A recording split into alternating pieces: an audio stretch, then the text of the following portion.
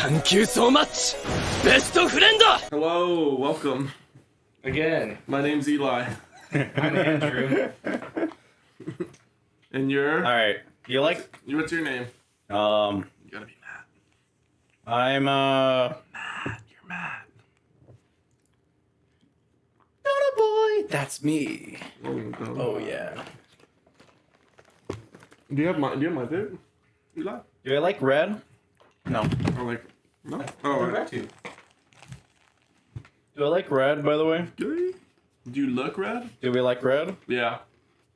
No, I like red. It makes me feel like I'm in a undeveloped. I feel like we're in Batman. Alright. I'm Batman. Hello, and welcome to the very first official episode of the Best Friendos podcast. I'm your host, L1 Nation, otherwise known as Elijah Nate Camtugan. I'm Matt. I stream on Twitch. You can follow me at Flycoris. And then I'm Andrew, Drewby. You could follow my letterbox at DreDay96 or on Twitch at Chugbacca. And we are recording after many technical difficulties, but we are back with a vengeance. No more technical hiccups. No more drunk outbursts. And Yeah, we didn't record 10 minutes and then it crashed. and we definitely did not record a pilot episode, which you can see down below in the description. Don't worry, I'll make it. I'll make it Put it in the description. Don't forget to edit it. I will. I'll try. 2 days worth of video for nothing. So we are going ahead and introduce our top 10 movies of 2023. We saw a lot of good movies. All right, number 1. Oh, Wait, no, 10. Sorry. Number 10. I had. I'm excited. Oh, I can't wait for this. I This is where the can't argument see, begins. but I can't see. Oh All right, my god. number 10. Controversial. Guardians of the Galaxy. What the fuck? Volume. Trace. That movie sucked. Honestly, it didn't Can even I make make my top 10. my point? Let me put the trailer on real quick so you guys can feel it. Damn, I feel bad it did make mine. Oh, really? I'm not saying nothing. Okay. Shit. Yeah, you say your point. Don't piggyback off me. Okay, so number 10 was Guardians of the Galaxy. Okay. This is how you make a good quality superhero movie. This is probably the most recent, best example of what the MCU can do if it just sticks to its roots. Focus on the characters, tell a compelling story with these characters, so that way they can inhabit this world and the fleshed out galaxy that James Gunn set up. It sets itself up apart from what the humor is for MCU projects, where they're just trying to rip off Thor, they're trying to rip off Taika Waititi, they're trying to rip off Robert Downey Jr.'s humor, being quippy. But this is just so solid with the one-liners that James Gunn just does for this franchise. He flexes so hard, knowing that this is his last movie before he goes, revive the DCU franchise. And to give this a proper send-off and make it the most heartbreaking but most somber and sweet endings to a part 3 of a superhero franchise that we're all so fatigued by. I love this. And Rocket Raccoon, we all can agree, is the best part of this movie. Bradley Cooper does not get enough credit. We all give praise to Chris Pratt and Zoe Saldana, but he is the heart-beating soul of this entire Guardians. And I'm so glad to put this on number 10. Yeah. Number 9. These two mentioned it. Oh, are you gonna go through your? Oh yeah. Why not? Let's go. Oh yeah, Drewby. Let's do number 10. Yeah, let's do number 10. Okay, my 10 was Dungeons and Dragons. Oh yes, let's go. Let's go. There you go. Yeah. Okay, tell us why. I mean, Thank you. It's not. Yeah, I mean, honestly, Dude, it's one of the best comedy films like of 2023 and one of the best fantasy films in like a while. I think it's really really silly. I think it's really funny. You don't get these often, No, like fantasy movies. No, and the thing I like about it is which did you guys both have D&D in your? Yes. No, I had it at number 12, number 13. Right, all right. So it's my 10. So you guys both talked about it a little bit. But as Dungeons, as Dragons, as Castles, Evil Wizard, full-on adventure. There's a lot of delight in this movie that, like, even those unfamiliar with D&D, like, you don't have to know D&D to go to this. But if you do play D&D, there's a lot of stuff that pulls for that crowd, too. So it has a little bit in there for everybody. And I think at its heart, it's very chill and lighthearted, but a surprising lot of heart. Yeah. It has a lot of humor. It has a lot of action, and then it really highlights like being fair, equality, and justice. Who's your favorite character? The Bard. Yeah, I think the Bard is my favorite character. Chris Pine. Chris Pine goes crazy. But to be fair, they all had it. I really liked the Wizard too. I liked how he like really couldn't do magic until the very end. But yeah, I feel like I should have more to say about it, but I don't. I'm not gonna be upset if this doesn't make the collective top 10, but it was really fun watching it in the movies with you guys. That was a lot of fun. I am so you could tell I'm having such a good grin on my face that you put it because I knew it was gonna make my top 10, but at least someone was going to. Yeah, I think for the reason of it being open to all audience, like it catering towards D&D fans, it catering towards people that don't know what D&D is. You don't have to know D&D. You can literally watch this. It was very welcoming, and I think that is why like I edged it out a little bit from Spider-Man, because I was struggling between those two at the very end. But yeah, I feel like the good times kept rolling when I was watching. You can watch this, and I am a big Lord of the Rings fan. It's my favorite, one of my favorite franchises ever. You can literally watch it if anyone who's not a casual in fantasy. Dungeons and Dragons is such a great introduction. It's a good you do dip your toes into. You do not. So and to great. be fair, Fantastic. like I feel like a lot of the time, Lord of the Rings feels super daunting to people because it's long. One, it's not a long movie, and two, it's very fun. Like so it's good. Very fun. It's all not serious. Yeah. I docked it because I wish there was more. Yeah. That's why I'm not gonna put it in my top 10. Yes. But Matt. I have a controversial pick as well. I put Blue Beetle. To be honest, I didn't even think about Blue Beetle. We're gonna have such a list. Not to take away the this is like one of my favorite films. I put it because as like one of the films leading into the whole DC Universe reset, and considering that Flash also came out this year and Aquaman came out this year, I think this is by far the best DC movie that came out in a long time. I can agree with that. In a long time. 100%. And I think if we keep this direction going forward, the DC Universe has a way. Zolo Meriduena as Jaime. Great. He really fell into the character. Again, I'm a big sucker for these like I don't want to say coming of age, but like filling in the shoes type films. And I get it, it's a basic trope, but I feel like this one had something special. Like I saw myself in this character as well.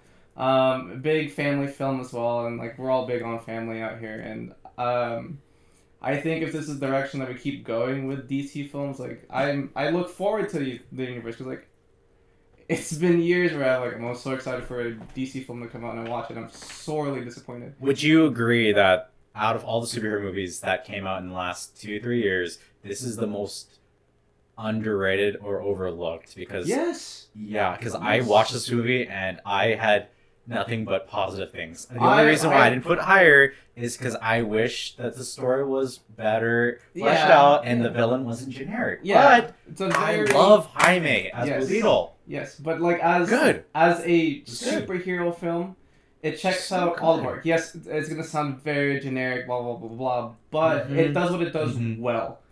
They very much like lean into. They lean into it. You watched it, right? Yeah. And I haven't seen Shazam 2, but they definitely lean into like the same stuff that like. Shazam 2. Well, what I was gonna say is that they definitely lean into the stuff that makes Shazam 1 really good, where it's like really fun and like you have a young hero and like he's a little silly. Upgrade. Almost. A little bit with the. Yeah, because like I felt like for the longest time, like we really had like super serious DC films, but like it took away from the novelty of a superhero movie where it's supposed to be enjoyable.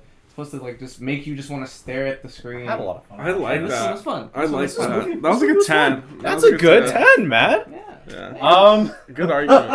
What are we gonna do with number 10? Well, it's okay. We'll just keep going. We'll keep going. Well, Let's okay. Let's not make our list until we go all the way through all our ones, Yeah. and then Until 5. and then okay, You want to do 5? Okay. Yeah. Because we can take a break in between.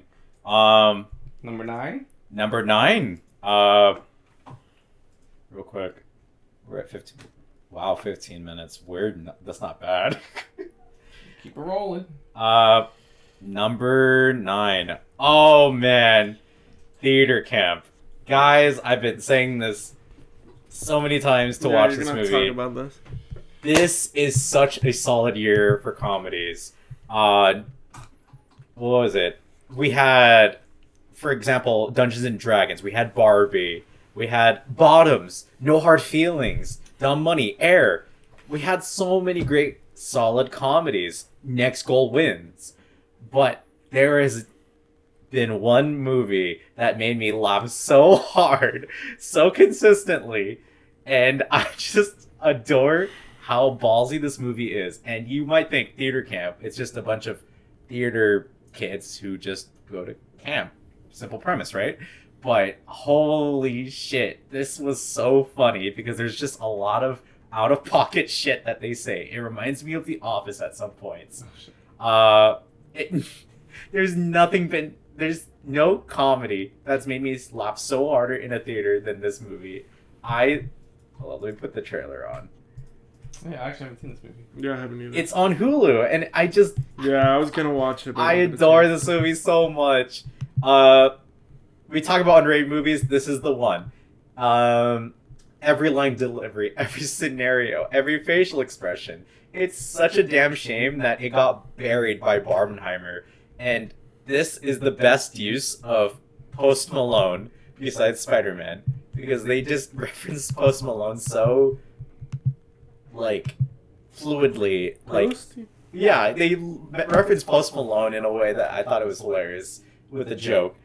And I look back at it and I just can watch this. I watched this movie 3 times and it has Ayo Edebiri. Sorry for butchering your name.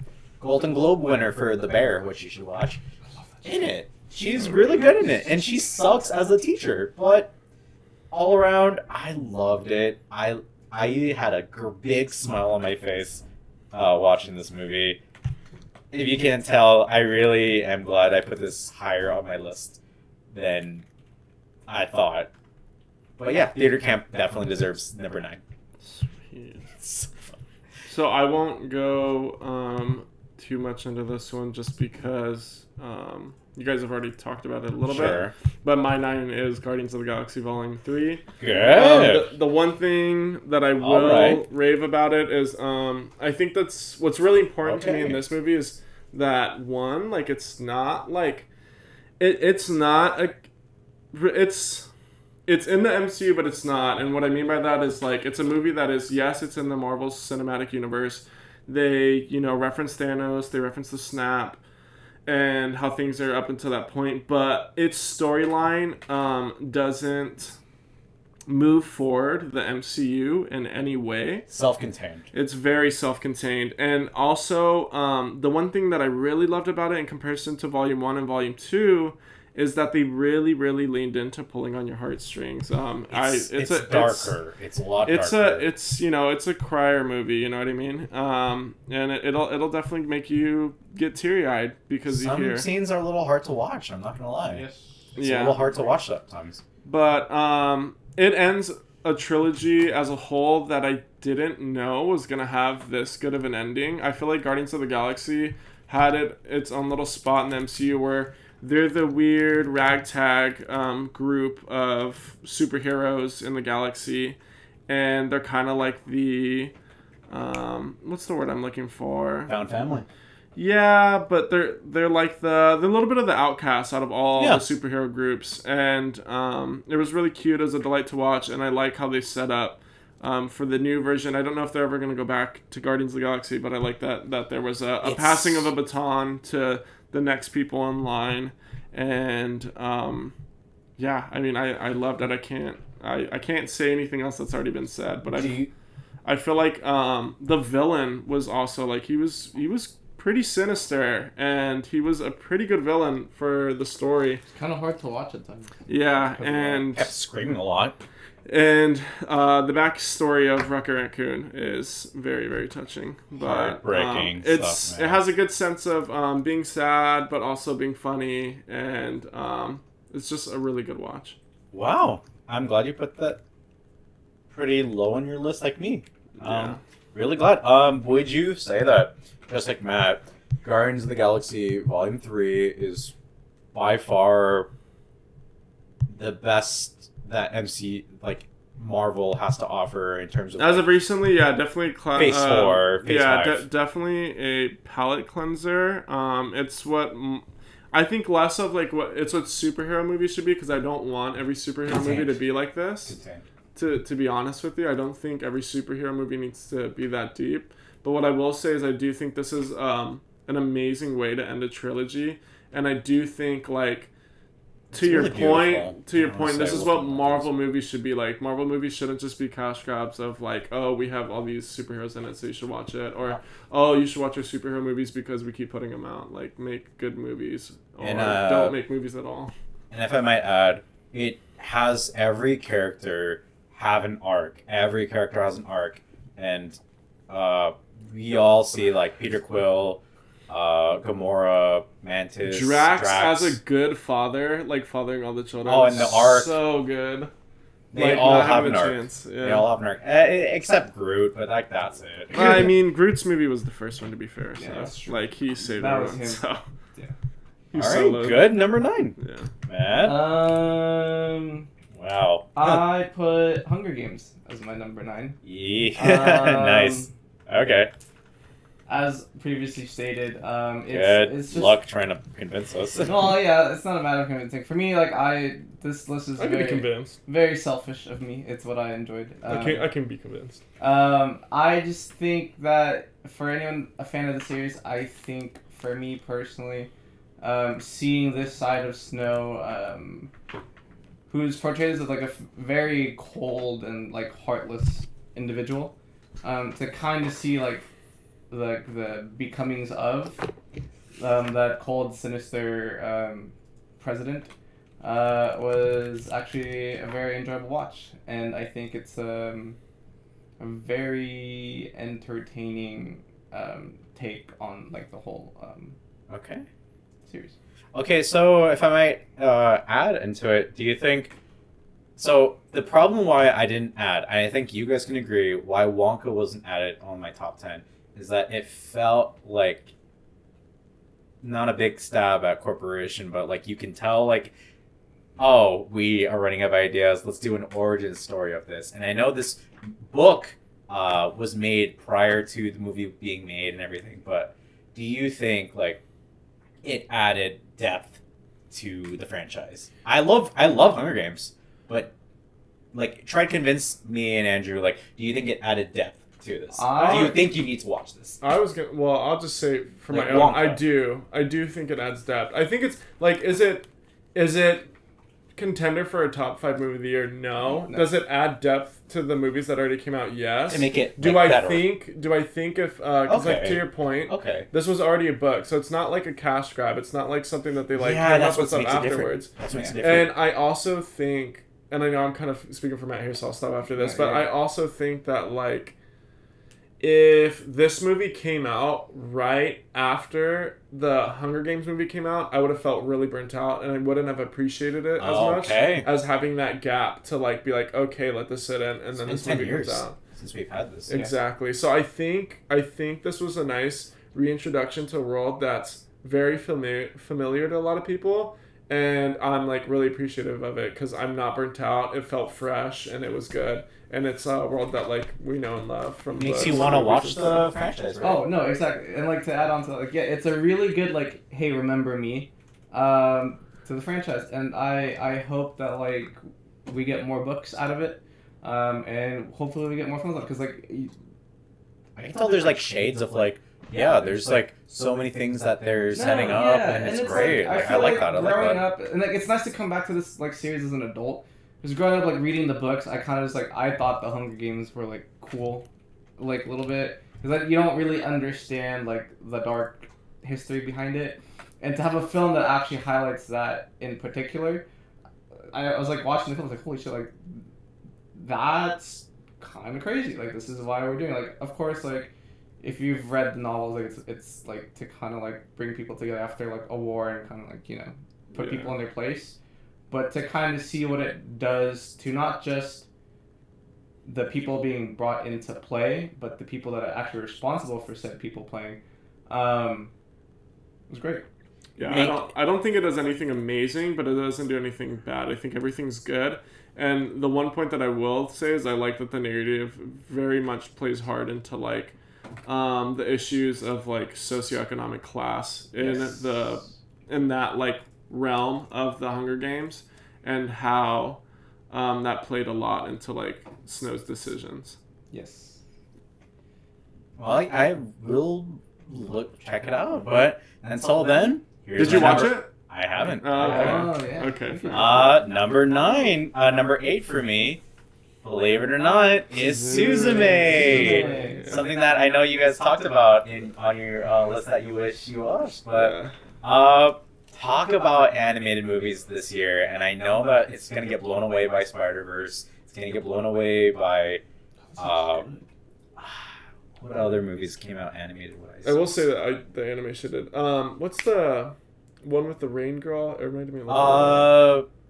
Withering with You? No. Weathering with You. Yeah. Let me follow up with an underrated movie and say that this movie is just another animated movie that just got overlooked, underappreciated even. I'm a little biased on this one. I loved Weathering with You. I thought Your Name was good. I wasn't in love with it like everyone else, but no, I loved Withering with You too. This is on the same level. This is going to be on the same level of Miyazaki, Satoshi Kon, and this movie is just borderline like a Ghibli movie in a lot of ways. I can't spoil it. There's a lot to say about this movie without trying to give it away, but I thought this movie was just so ambitious, so big, so fantastic. Magic doors, time travel spirits, talking chairs, dragons, the whole shebang. But I thought it was beautiful, beautifully told. It was I think that this movie is just gonna get overlooked because we all know that you guys didn't bring it up. Boy and the Heron is gonna get a leg up, but Suzume should be at least nominated, at least be talked about in the circuit of best animated movies. Suzume did it for me. I love it so much. It doesn't get enough praise, man. It does not get enough praise. That's where number 8 is for me. Okay, and I too am going to talk about a movie that got overlooked and get enough praise. Please. At number 8, I put in American Fiction. Oh yes. Yeah. Thank you. American Fiction, just for a real quick synopsis, is about a African-American writer who's really good at what he does. He's really good at writing. He's a professor at a school. And he has some issues with his family life. Some tragic stuff happens in his life. But without getting into the nitty-gritty, basically the story is about how he's an African-American writer, really good at writing. He's writing books because he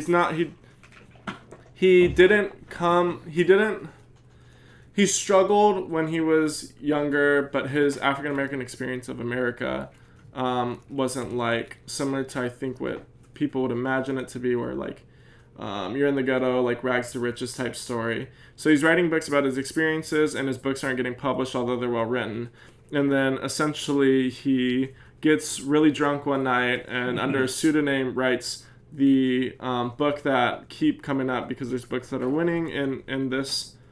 There's books that are winning that are like narratives of that rags to riches, the typical African American experience that that people would be accustomed to. He writes it under a pseudonym and he sends it to his publisher. And if I remember correctly, I don't think he meant to. I think he did it because he was drunk. His publisher tells him in the morning that it's doing really well and that they should publish it. And he was like, no, let's not publish it, do a joke. But then after hearing the monetary value that he was going to get for it, he decided to do it. The reason I really like this film is because I think it flew under the radar for most people. It has Commissioner Gordon in it from Robert Pattinson's Batman, Jeffrey Wright. Phenomenal You're gonna remember job. him. You're gonna remember him. Yeah, it's didn't do that well in the box office, but everyone that's watched it seems to be pretty up and out about it. It's a comedy drama. I feel like that's very popular nowadays. It seems to me that like a lot of things, like even like with The Bear and even another movie, The Holdovers, comedy dramas seem to be really big right now and present in 2023.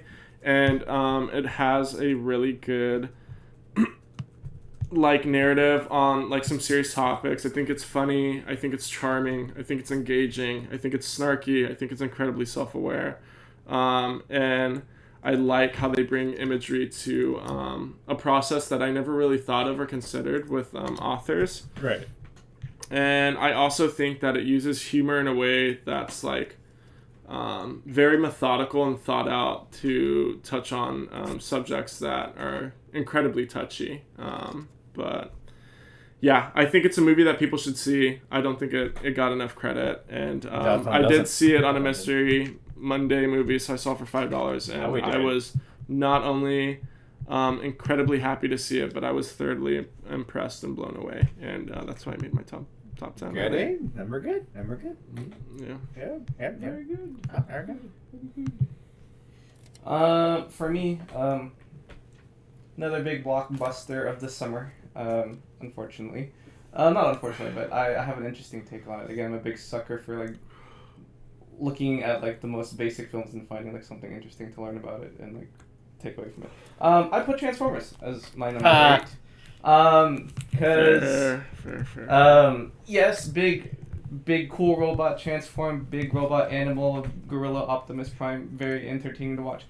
But can we talk about the older brother story here? About an older brother who's just trying to make ends meet and, you know, provide for his family, specifically his younger brother who's ill, and seeing the struggle that a single mom has to go put in to raise two young men, and for this brother who was trying to make an honest living, decided to make one bad decision and, you know, try and steal and take the easy way out to provide for his family, and getting sucked into this crazy world of alien robots and war, but to grow up and like honestly like mature from it all was a very interesting lesson to take away from this film. So yeah, man, like this man who honestly wanted nothing to do with giant alien robots, starts treating them all like family, and to go back for people that you've never met, complete strangers, and almost to treat them like family and almost die for them, was cool. And not to mention, we get Pete Davidson robot, and that was Really good. very good. I enjoyed. Wow, man. That's good. I'm not gonna fault you on that one. That was good. So, number 8, right? Yes. Wow. We're gonna have a very fun top 5, guys. Can't wait to see how we're gonna rank. We'll stop, by the way, at 6, because 6 through 10 is 5, and then 1 through 5 is 5. Oh, 6, right? Yeah. Just right. so, because I just thought about that right now, looking at Yeah. Top You all 10 through 6. Smart. Smarticles. Okay, guys. Controversial take. Godzilla minus 1 is at number 7. It wasn't higher on the list. I know. I'm sorry. The movies, there was just You could peek on my screen. If I had, just really quick, if I can interject, if I Go have ahead. it, Go ahead. if I have it coming up, might as I well talk about it too, Yeah. or do you want me to talk about it when it comes up for my turn? When we get to that point. You Let me want me to make my wait? point. Let me make my point Okay. real quick. Yeah. And it's a very short and simple point because it's Godzilla -1. It's the best Godzilla movie. It's the best story about found family. It's the best version of a savage Godzilla. It is goated. I have never, and I think a lot of people will agree, the human aspect of these movies suck. They lack. But this movie does it so well, and I just couldn't help but feel like my heart was being pulled so much because of the amount of times that it felt like some bad shit was gonna happen with Godzilla. I felt for this family. I felt for how they're gonna deal with Godzilla, the effects, the cinematography, the story. It's everything, man. I love this movie. I'm sorry, it's number 7. There's 6 other movies that did it better. When I reveal what number 6 is, you're gonna lose it. But yeah, it was number 7 for me. I love Godzilla. I will say that. The only point why I give it a 4.5 over 5 is that I don't know. I mean, maybe it was just a little long, but I also just peed a lot of the time, so that was just kind of it. Like I mean, I like this movie a lot, so I'll still give it that. Good take. Good take. Solid take. Solid take. All right, guys. What's number 7 to you? My number 7 is now that I see I did 2 comedy dramas back to back, but it's actually The Holdovers. Yeah, it's snuck. Droopy, no! It's snuck in my top 10. I just Oh watched it. no! I watched it on Monday, and I struggled between putting it no! between a 4.5 or 5. I give it a 4.5 on Letterboxd. Damn it. 7. And I put that it has an incredibly moving story, that it's relatable a lot of the times, and I really do love the brotherhood that's developed between the frenemy student and teacher. Between the student, the teacher, and the lunch cook, you see between the student, the teacher, and lunch cook, you see a colorful cast of individuals struggling at different points in their life, and how there's certain similarities between all of us. Payne did a brilliant job, that's the director, with establishing the early 70s vibe. It was a very, very 70s film, like from the intro to the end credits. And this movie was entertaining and delightful to watch, and it was a real tearjerker. I think it was really cool because you see a teacher that is getting upset with a student because he's kind of butting heads with them, but then they find out that they're more relatable than they think, and at the end they end up having each other's back. And there's just a lot of themes in it. There's this theme with schools. There's a thing with like parental neglect. There's a theme of kind of being misunderstood.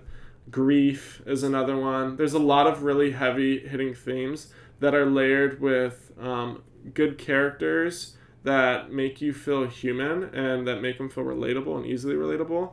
A really compelling storyline from top to bottom. It was slow at times, but I think the small interactions in this movie are what most important. And yeah, man, I really, really liked it. It's so good. It's so good. And it's incredibly funny. And it is funny. And the fact that Paul Giamatti went to In-N-Out right after the Golden Globes and had his Golden Globes on the table is much deserved. Just goated. Does it deserve a higher spot? I don't know. I have my top 5 is pretty locked, but it did sneak in the top 10. I just watched it on Tuesday. So let's also give praise to Davine Joy Randolph as the lunch lady. Yeah, she was phenomenal. She needs to get nominated, and I pray she wins Best Supporting Actress for this movie. She gives the most. It's my point. I think she gives the most like nuanced, heartbreaking performance I've seen this year. I don't think she will in comparison to She Lily Gladstone. I feel like Lily Gladstone don't get me goes started too on crazy, that. but Don't get me started on that. But had this film came out a year later, a year before, maybe. Good choice, but I can't believe you put that number 7. Matt? I'm editing my list on the fly. I'm shocked, Andrew. No, my top 5 is locked. Buddy. I'm so That was shocked. You can put me down for the holdovers as well. What, you watched this? Yes. Oh Because no! I forgot I haven't put it on my letterbox yet, but I have watched it. Guess we had to put the trailer back again. But what a charming film. Honestly, from much what Andrew has previously already said,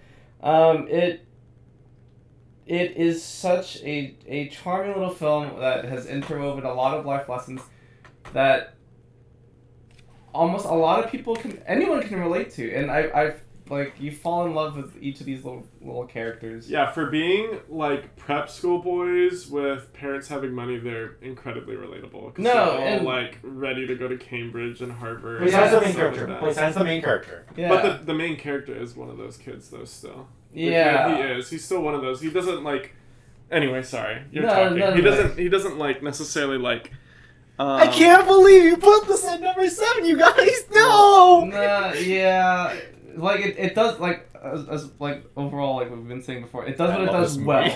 And Let's like, just take a moment. Top 10 still means it's a really, really I good know, movie. I know. Okay. This movie made me And happy. we did make these lists like in a point in time where we made these lists. yeah. You give us a few days or a few weeks or months, another time it could easily be top It's just 5. that, like, hint.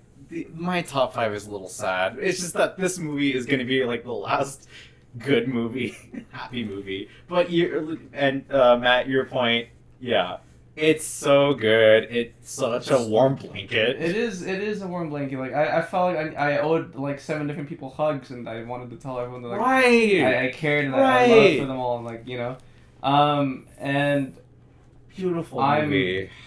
It's a Christmas movie. I'm sad myself that this slipped my radar till like just right now till you brought it up. And I like, kept "Oh, pestering these guys to watch it, and Yeah. I'm glad you guys did. and But 7? Okay, good, yeah, good. That's good. So go watch it. Please go watch it. Spoiler, I watched Do you this think? instead of Night Swim. Do you think Giamatti will win? Let's talk about it. I mean, he real already quick. got. Even if he doesn't, He got a Golden Globe. Yeah. he already gets a Golden Globe. And he got no.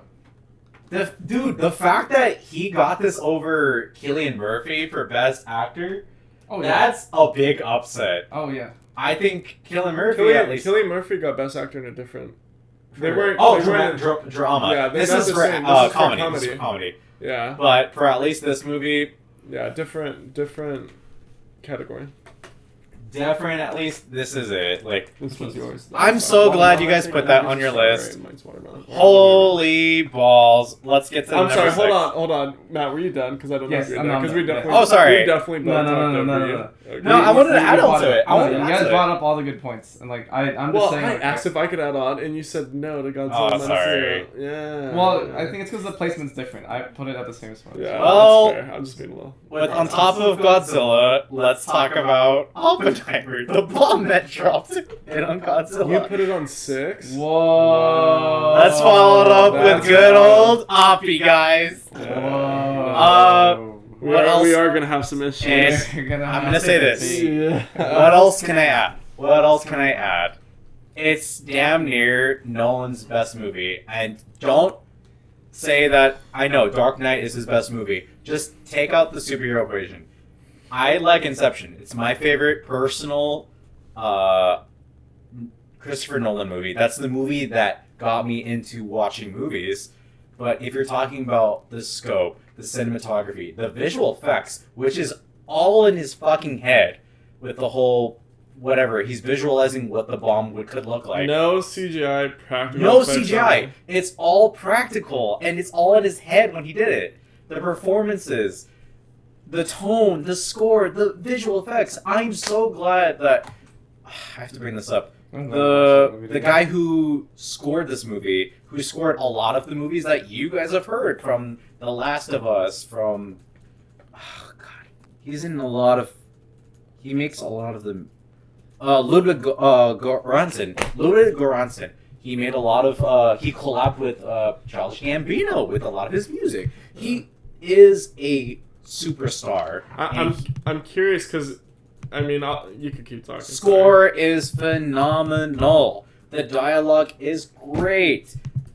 My only reason why this movie is only at 6 is that the dialogue is just a little too much. I don't know. I argued with a lot of people that the first 2 acts, 2 hours of this movie, solid filmmaking. The last hour, a little hard. So you don't like it because of the third act? It's a little. It drags. If you just trimmed it by 15, maybe 20 might be a lot, but 15, maybe 10 minutes at least, perfection. So It dragged, it lost its intensity, but god damn it, guys, it's a bomb movie. Okay. It's a bomb movie. I will say, it's a good movie. Yeah, it's a good movie. Yeah, that's fair. My number 6. Oh, is it my turn? Yeah. Sorry. Yeah, my number 6 is Godzilla minus Zero. Yeah. And I won't go into too much depth just to save a little bit of time, because you touched a lot on the reasons on why I liked it so much. But yeah, man. I mean, it's I think the most compelling thing about the Godzilla minus Zero movie is that it shows that you can have human stories anchor an action flick, and you can have human stories incorporated into a blockbuster movie, and it makes it that much better. And I think it remains incredibly compelling, and it pulls at your heartstrings, and it has you going in between the big mass destruction scenes that are Godzilla. And yeah, I mean, to be honest, this wasn't even a movie that was on my radar. I didn't realize that it came out until we went and watched it. This was my radar. We watched it in Japanese. We didn't watch the English version, and it was incredible. I was not expecting to walk in the movie that I walked into. Very much similar to like how I wasn't expecting to walk into American Fiction the way I walked into it. So, but yeah, you touched a lot of stuff that was already said. It's very much all across the board. It's very much like the human aspects of this movie make it that much better, because it ties you to characters that now you don't want them to get hurt in the destruction that Godzilla is causing. The scariest that Godzilla's ever been. Yeah, 100%. And it's the most weight he's ever had. And it was a really good movie, like just a really good kaiju movie, man. It was a phenomenal kaiju movie. Good. That's good. 6, Matt? Across the Spider-Verse. Whoa! Yeah. Wow, we're in a it have a was debate with all these movies now. it was a wrestle. I was wrestling with myself. There's definitely a bunch of things I was even considering flexing last minute on the spot to go pick some other film. But we've already talked about it. It's a very huge, all-encompassing film. Very ambitious project, continuing on with the first one. But even on a grander scale, because now we're adding so much of like the lore and comics that we all love and hold dear, and boy does it do it well. It really does it. It does well. It does suffer from multi-part, ism, because this isn't even a part 1. This is a part 2, and now we're gonna get part 3 for another 2 years. And as Andrew said, it's gonna be hard. It's going to be hard to kind of keep me invested into this if I have to wait so long. And then rewatch the movie. And I'm going to have to watch the first 2 to watch the third one. To remember. To bring me back into why I love this film so much. But everything from the art style to the animation to the music score, and to just, again, I'm a sucker for these coming-of-age films, and to go from watching part 1 to see... our young Miles Morales, who just wants to be part of something bigger, to kind of finally finding his way, only to realize he's just this small inkling in this, multiverse of other spider people, and to even say he's an outlier. He's not even supposed to be there. That's raw. I didn't even think about that. That's so true. And it was relatable. For me, It was. it really brought me back to like a lot of my childhood, trying to figure out my place in the world, and even to this day, still trying to figure out my place in this world. And sometimes to feel like the odd one out, but at the same time, like not really, because yes, he's the odd one out, but he's still Spider-Man, and he's still part of the Spider-Verse. Hard 10 through 6. So yeah, for me, it hit home pretty hard, and it was an enjoyable watch. All right. We record. Wow, Matt. I told you I'd be an outlier. I have really. You're an outlier. I have, like It's weird because I don't criticize film on like you narrative. Don't. That's good. That's fine. I watch film on what I fine. can take away from it. Right.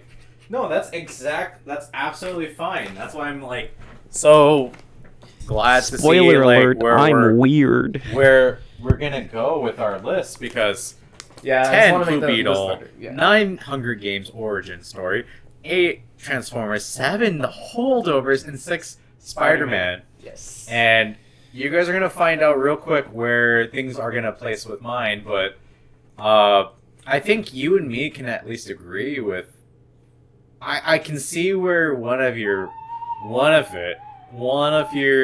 6 top 5, your bottom 5 is gonna fit with mine. Andrew 2. Yeah, it's weird because like I picked very different. Like I was not gonna say embarrassed, but I was like, wow, my top 5 is very like drastically different from your guys' top 5.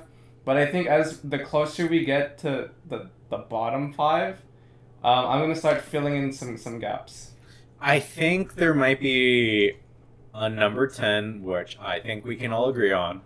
Number 9 is close, and number 8 might be there. 7 and 6 is going to be a little hard. Alright, so we got 10 through 6 out of the way. My number 1 will shock all of you. I'm gonna... Stay tuned. Stay tuned. Spoiler, for it's what's Fast gonna X. We're gonna... Let's do... Get fucked, nerd. Vin Diesel. Let's keep on going, because I like the pace that we're at. Yes. Love it. Number 6, right? Or number 5. Number 5, we're going. We're sending. Yeah, send it, buddy. Let's hear. What's your 5? Yeah, what is it? Mr. I Know Cinema. Barbie? Just kidding. If you hate this list, Number 5 is Spider-Verse. Whoa! Yeah, you think that Suzume was gonna get it, right? Spider-Verse is in my top 5. First animated movie in the top 5. I will agree. Let's get the let's do this first. The negatives. It suffers from part 1, part 2 ism. I don't like that. Needs part 3ism to be a movie. And the only other reason why I just don't feel like it's the best is that the animation style just feels the same to me.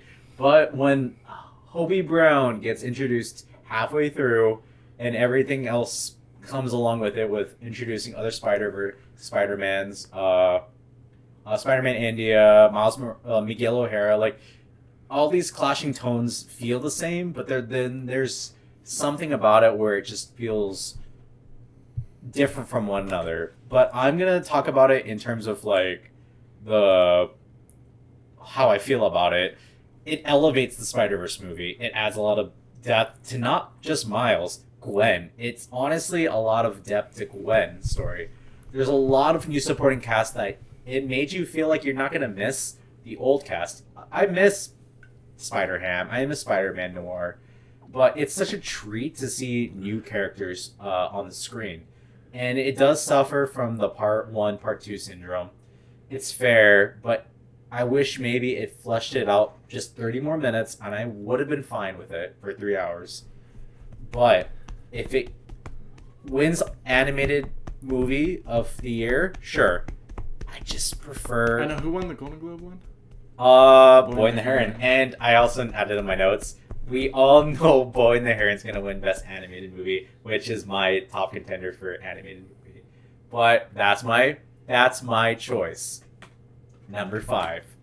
All right, Andrew, what's your number 5? My number 5 is Killers of a Flower Moon. Whoa, Yeah. that's a shock. Yeah, it's a good movie. That's a shock. Still top 5, so that means it's for out of the hundreds of movies that came out this year, it's number 5 for me.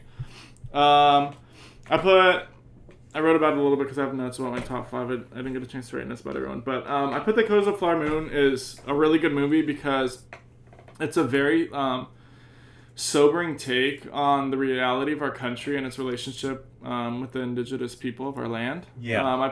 There's a lot of large themes in it. It's a long run time, and overall, I think it has high achievement. I think Scorsese shows us once again that he is cinema. I think his narrative at the end of the film, where he's actually part of the movie, was amazing.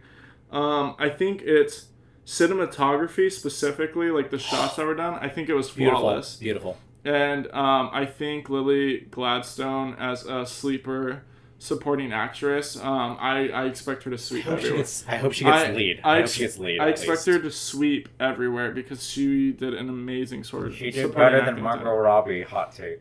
And the story is essentially the birth of our FBI. So not much more to say. I have it at 5. Fantastic movie. Loved it. Matt? Really good points. Really good points. Good points. Now I actually almost might actually go watch that movie. On Apple TV Plus? Yeah, I check that out. 3.5 hours. Yes, that's turn off. Guardians of the Galaxy. Oh wow. Okay. Yes, for all the reasons that we've already talked about Guardians of the Galaxy. And I know I was talking about Blue Beetle in the DC universe specifically being more lighthearted. I like that this one for Marvel, it was more of a darker take. Way darker. Yeah, because we've all seen a lot of the Marvel movies in like the last decade essentially. And not to say like they're all lighthearted and all fun, but they were pumping out film after film after film, and it almost became, dare I say, one note, because it's like, oh, superhero after superhero after superhero, origin after origin after origin. But for this trilogy, it kept going. It wasn't just like, what's the next big adventure? What's the next big bad guy? Yes, that's all incorporated, but you grew with these characters, and for this to like kind of like give everyone an origin story at the very end and piece them together as not just a team, but as a family, that's already been stated numerous times. You really fall in love with it. It did better than what other MCU properties are doing with family. Like, yes. Yeah, you can argue that it did better than what Black Widow did with family. Like, oh yeah, no. It's like, heartbreaking. It's heartwarming too. It's great because like not just like as a ragtag group of like criminals becomes family. My favorite narrative again from this movie is that you don't have to be blood to be family. Like these guys are just a bunch of strangers that have. It transcends. It transcends that narrative that you have to. Fudge, she sold me. I need to move mine up. Hold on. Can we redo my list? Yeah, no. When we make our list, collaborative list is for you. When we make our list, yeah, I got you in the collaborative list. When we make our list, especially after I make my number 4. Whoa, was he done? Was he done? Oh, sorry. Hey, we got some host bias over here. Sorry. No, I'm good. I'm kidding. Let me talk about the holdovers. You guys brought it up, but here's my points real quick. Very, very close to number 1, and honestly, this is probably my 4.5, last 4.5 before the last 3 take 5 out of 5 for me. These next 3 movies are the exact movie tonally, so after this, it just becomes dark, but it's a cozy, warm blanket. It's layered with emotions, beautiful dialogue. I love this movie so much. It's the movie that you should watch for the holidays. The initial 10 minutes is dragging, man. It just drags you. Made me fall asleep, but after that, I just wanted to keep watching. I wanted to keep seeing where this was gonna go. Divine Joy Randolph needs to win Best Supporting Actress for sure. Giamatti too. It might be my favorite role for both of them, Giamatti, especially since Big Fat Liar. Shout out to Big Fat Liar. And it's just so heartwarming, but at times heartbreaking. And speaking of, I'll mention it for number 3, but this is where we go a little bit darker. Number 4 is The Holdovers for me. Yay. I will say for The Holdovers, the line of, like, at the end, when he... Well, are you going to watch it? You already watched it. At the end when... Sorry, spoiler gates if you haven't seen The Holdover. But at the end, when he has that line, when he's like, this is the eye that you're supposed to be looking at. Like, when he asked him just to let him know that... Great line. Yeah, to let him know that, like, he, like, got his back, but, like, he doesn't really know it yet. Because he's, like, you know, he's out now. Yeah. Crazy. Could I get a seltzer, please? Number 4? Yeah, my number 4 is an animated film. A very good one. And I almost don't want to say too much because I kind of want to save my points for the collective round. But number 4, I have Boy and the Heron. There it is. There it is. I've been waiting for that one. Yes, I was waiting sir. for this one. What I will say is I don't think... I don't know. I do want to save some points for the collective round. Please. So I'm not going to say everything it is. Baseline story is about a boy that lost his mother to war, if I remember correctly. Yes. Right? Yeah, so he loses his mother to war. So, and it follows Mahito, a 12-year-old boy, struggles to settle in a new town after his mother's death. But then he talks to a heron that tells him his mom's alive, and then he enters an abandoned tower searching for where it takes him to another world. What I will say about this movie, which is, and I'm going to start it off because I want to get the negative out of the way, is I do think that this movie can be... I think its structure is sound, and I think the story makes sense, but I do think it can be convoluted in the way that... this is one of Miyazaki's movies that I don't think you understand on a single watch, and I do look forward to watching it over and over again. I've watched it twice, and maybe that's why I have it so high in comparison to, other people. I know specifically, Eli, that this one didn't hit home for you for Ghibli movies, but you still like the animation. Flawless animation. It's very Miyazaki-esque. Definitely going to be the best animated movie. Yeah, and but yeah, I think that's the big thing with that is I think its themes are can be a little bit larger in life, and I don't think it's something that he wants you to understand on one watch. I think he wants you to watch it a few times before you really pick it apart. Wow, I knew it was going to happen, but damn it, good on you for putting there. Yeah, and I got more to say about it, so don't worry. Number 4, Matt. Another animated movie. TMNT. Ah, damn it! That's where it is. That's where it is. That's where it is. Yes. 4? Yes. Woo! Yes. Number 4. Yes. We're getting it in the top 5, What a film. It flew under the radar. I don't have a lot to talk about. This one. Even more under. I'm sorry, I love Spider-Man for the very same reasons that I said. But TMNT, wow, dude. I will say, I do think grouping Spider-Man and TMNT together does it a disservice. The animation styles are not similar. Yes. But, yeah, no, again, with the whole, you don't have to be blood to be family. Like, yes, they're the same, they're all turtles that were, like, next to each other. Yes, ooze, whatever. But they were raised by a rat. And what a coming-of-age story. Like, these boys, trying to find their place in a world that wouldn't accept them, does not want to accept them, and really just sticking to their guns and saying like they're unafraid to be original, and what a cast! Post Malone. I'm biased, but I was excited when I first heard about it. I was thoroughly impressed after watching it, and you just really flew under the radar for me, and it hit all the notes that I will say almost that Spider-Man hit as well. But for me, just to watch these group of boys grow up and learn to become superheroes, but they're not super. They're just like the rest of us. Yes, they're just turtles, but to see them be afraid to step up, but do it anyway, and the fact that JJK is also in the movie. I am shook. I am JK is in the movie. It's so woke. It is very woke. Well, that's... Wow, good. That's really good. Let's just make the list harder. Let's make it even harder with number 3. Talk to me. There it is. There it No, is. what, really? Yes. Number 3. Number 3. Talk to me, dude. You had a very different year we are having a very experience. different year, guys. Yeah, we did. We talk about heartbreaking. This is it.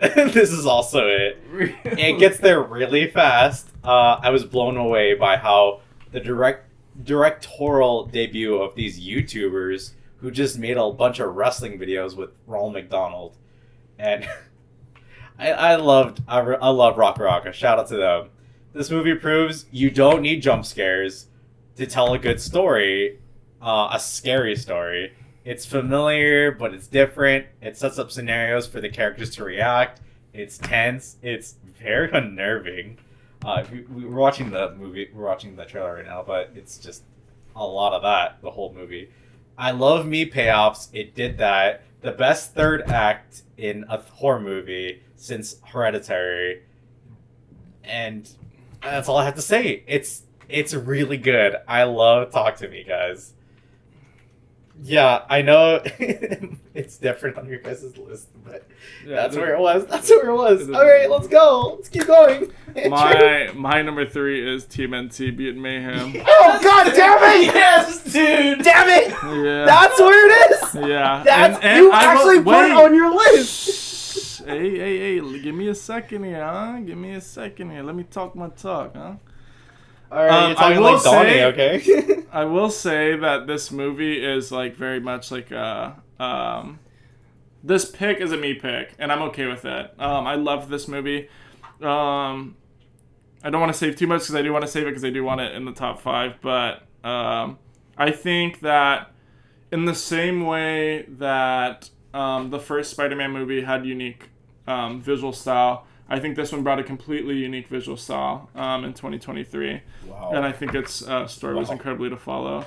And I also would like to say in this point that the animated fight scene, specifically the one where they're all like starting to go out and fight people, and it's like I don't even know what you're gonna say, but it's panning from room to room, and it's all them fighting like as like the number one in the fight. So Yeah, like sure. you see Mikey, and then you see Raphael, and then you see Dante, and then you see Leonardo. A lot of the the animated choreography for those shots are like a lot from like your favorite action flicks. Like they took a lot of stuff from like Bruce Lee and Chuck Norris and a lot of old stuff they like give that. him a style. Yeah. So, and likewise, it's Definitely. a very woke movie where it's like Donatello likes anime, and it's really cool. It's a fresh take on the Teenage Mutant Ninja Turtles. Yeah. You guys put this over Spider-Verse. That's insane. Yes, dude. Number 3 for me. Oh, what is it, number 3? Godzilla. Okay. I can knew go that with was that. coming. I can go don't with know that. when, though. Godzilla for me. I can go with that. I've been enjoying a lot of the kaiju films. I've been going back and watching a lot of them recently, and yeah. to see it go back in the original direction that it originally came out, that Godzilla isn't a savior of the world, the fact that Godzilla is a supervillain, and to see the devastation that can be caused by this giant dinosaur was insane. And again, with the whole family doesn't have to be blood. Like, this family is put together.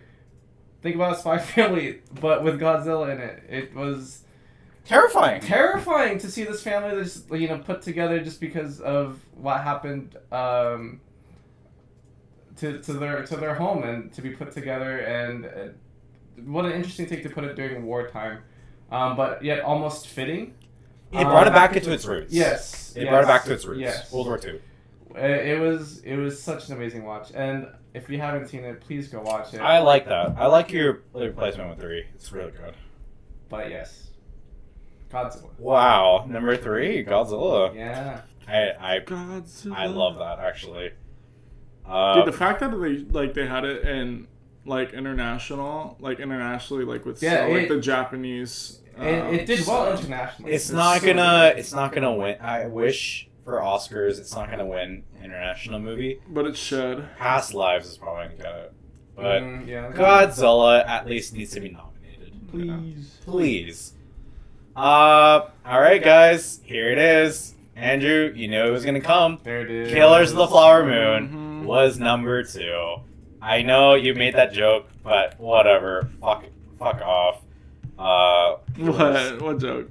About I'm a fanboy of Scorsese, Yeah, and yeah, I am. yeah, I love Scorsese. That's fair, The Departed. I love Wolf of Wall Street, but I watched The Irishman beforehand, and it's the same runtime almost. But Killers is a little bit longer, but this movie captivated me for 3.5 hours long.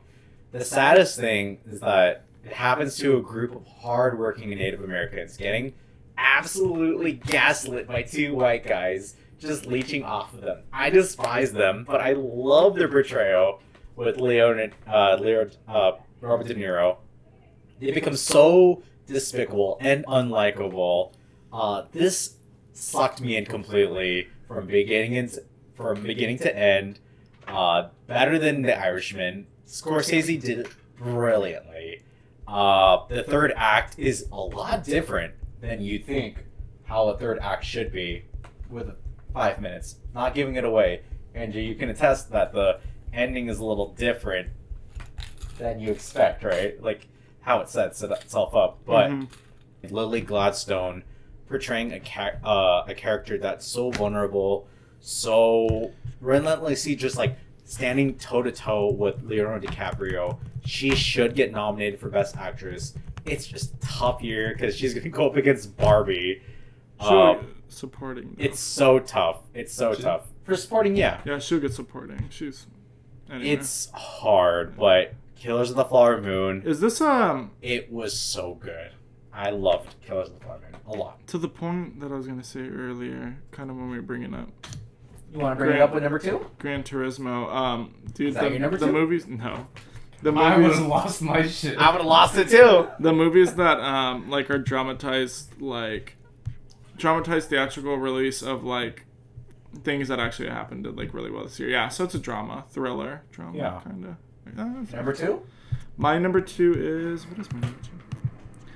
Oh, my number 2 is Iron Claw, and I'll go ahead and I'll go ahead and spew it just because I know this is probably my top 5, so I can put all my eggs in the basket. So, I think bar none, without a shadow of a doubt, this was Zac Efron's best performance ever. I think the story of the family is profoundly sad, and with Iron Claw, with Killers of the Flower Moon and Oppenheimer, they're all movies that are considered the blockbusters of this year, and they're all about real world stuff, which I think just goes to show how cinematography can pull you in and make real life scenarios feel relatable, past, present, and future. But yeah, Iron Claw, I put it's a true story that just hits so hard. It's a fascinating tale of one of wrestling's historical super families, and it's done so well because of how raw its portrayals, with emotional abuse, family drama, brotherhood, wrestling, life, and tragic death. You don't need to be a wrestling fan. You don't need to be No, a sports fan. I'm not, I'm the farthest thing from a wrestling fan. I'm usually not the biggest.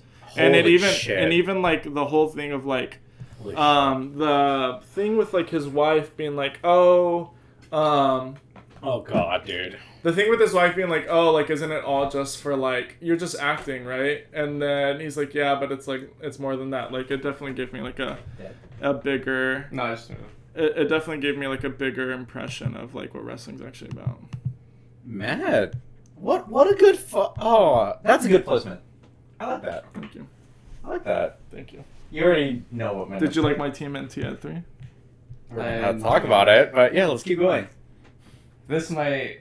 Matt, number 2. Yeah, you guys are... I might surprise you guys with this one. My number 2 is actually Oppenheimer. Oh, there it is. Okay. For the big one of the big blockbuster hits this year. For me, it hit all the marks. Not only because of the cinematography and the actual physical effects, not just there's no CGI in the film. But I'm a big nerd. I'm a big physics nerd. I've read about this. I've studied this, and like we've all learned about this point in time in like history classes and all that. And this point was like super captivating to me. Like it really hit home. Just for just like learning about it in books and family history behind all of it as well.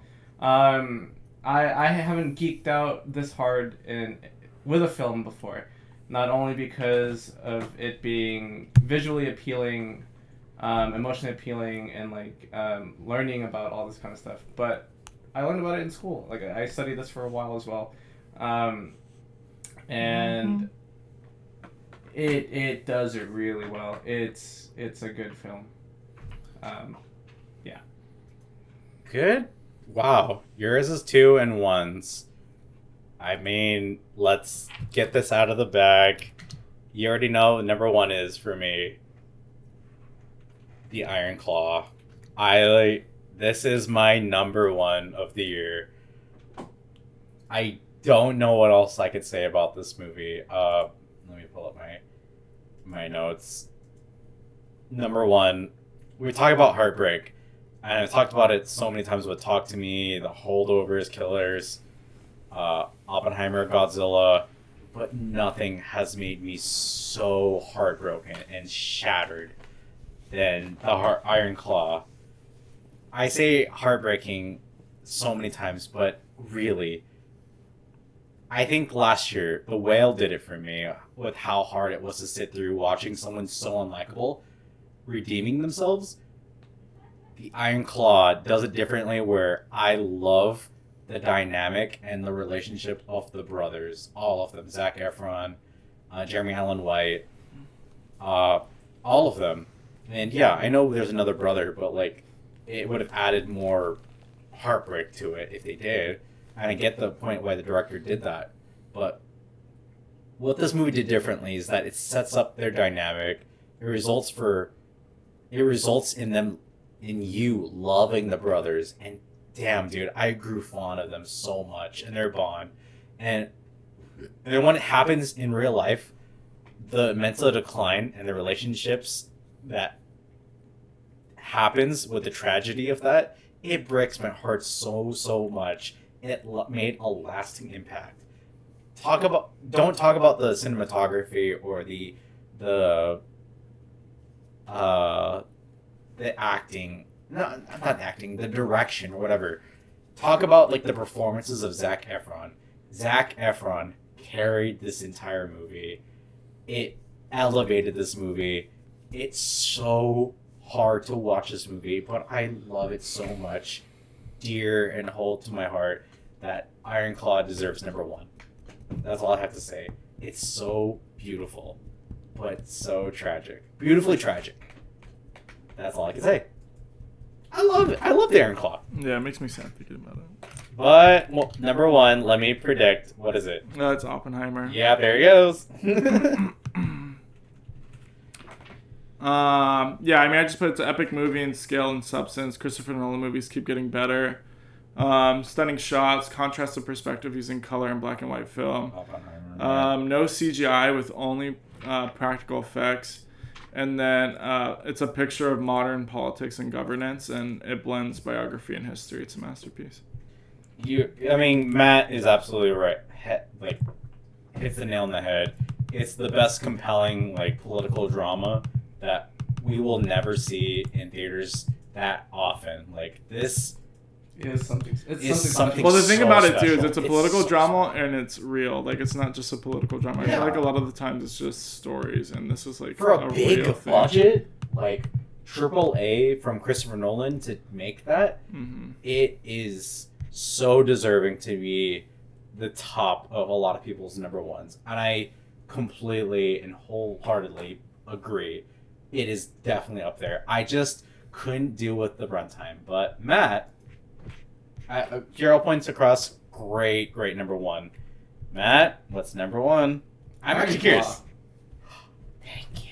Iron Claw. Surprisingly, Thank you. Thank this you. this was a film that So really heartbreaking.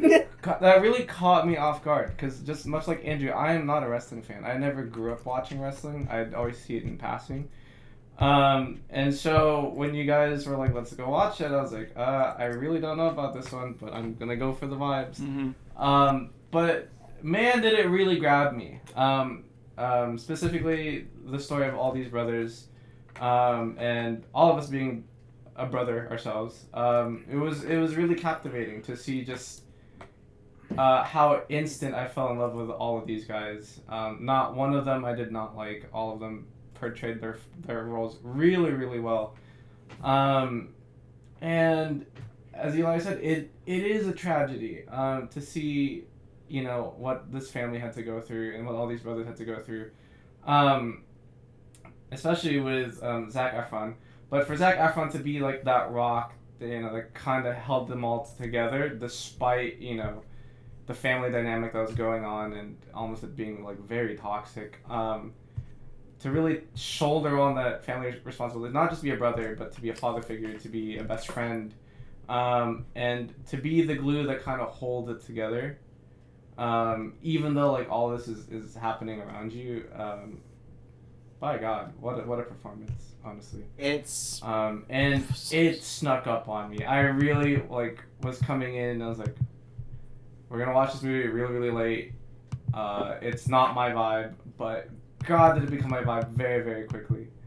And there won't be another movie that transforms something a so simple as person this. Yeah. so much to a point where you just can't help but like root for them. It's like Rocky, but like the hardest version of like what Rocky is, because I want to watch this movie again, but it's just so hard for me to watch this movie again.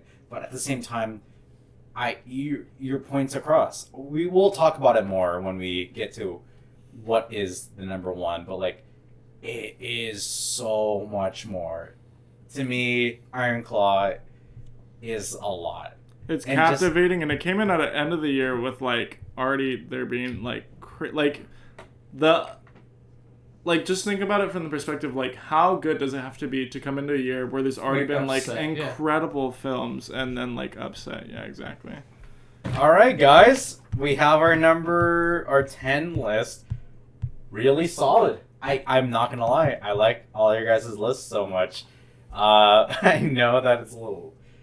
Matt, you're probably the most outlier, but honestly, the best version of what our list could be, because it comes from a point of like, yeah, these are the movies that are most accessible for a lot of people. Oh yeah. Like, how does that differ from people who watch different movies from like American Fiction or, I don't know, The Boy or Killers of the Flower Moon? So this is going to be such a fun debate. All right.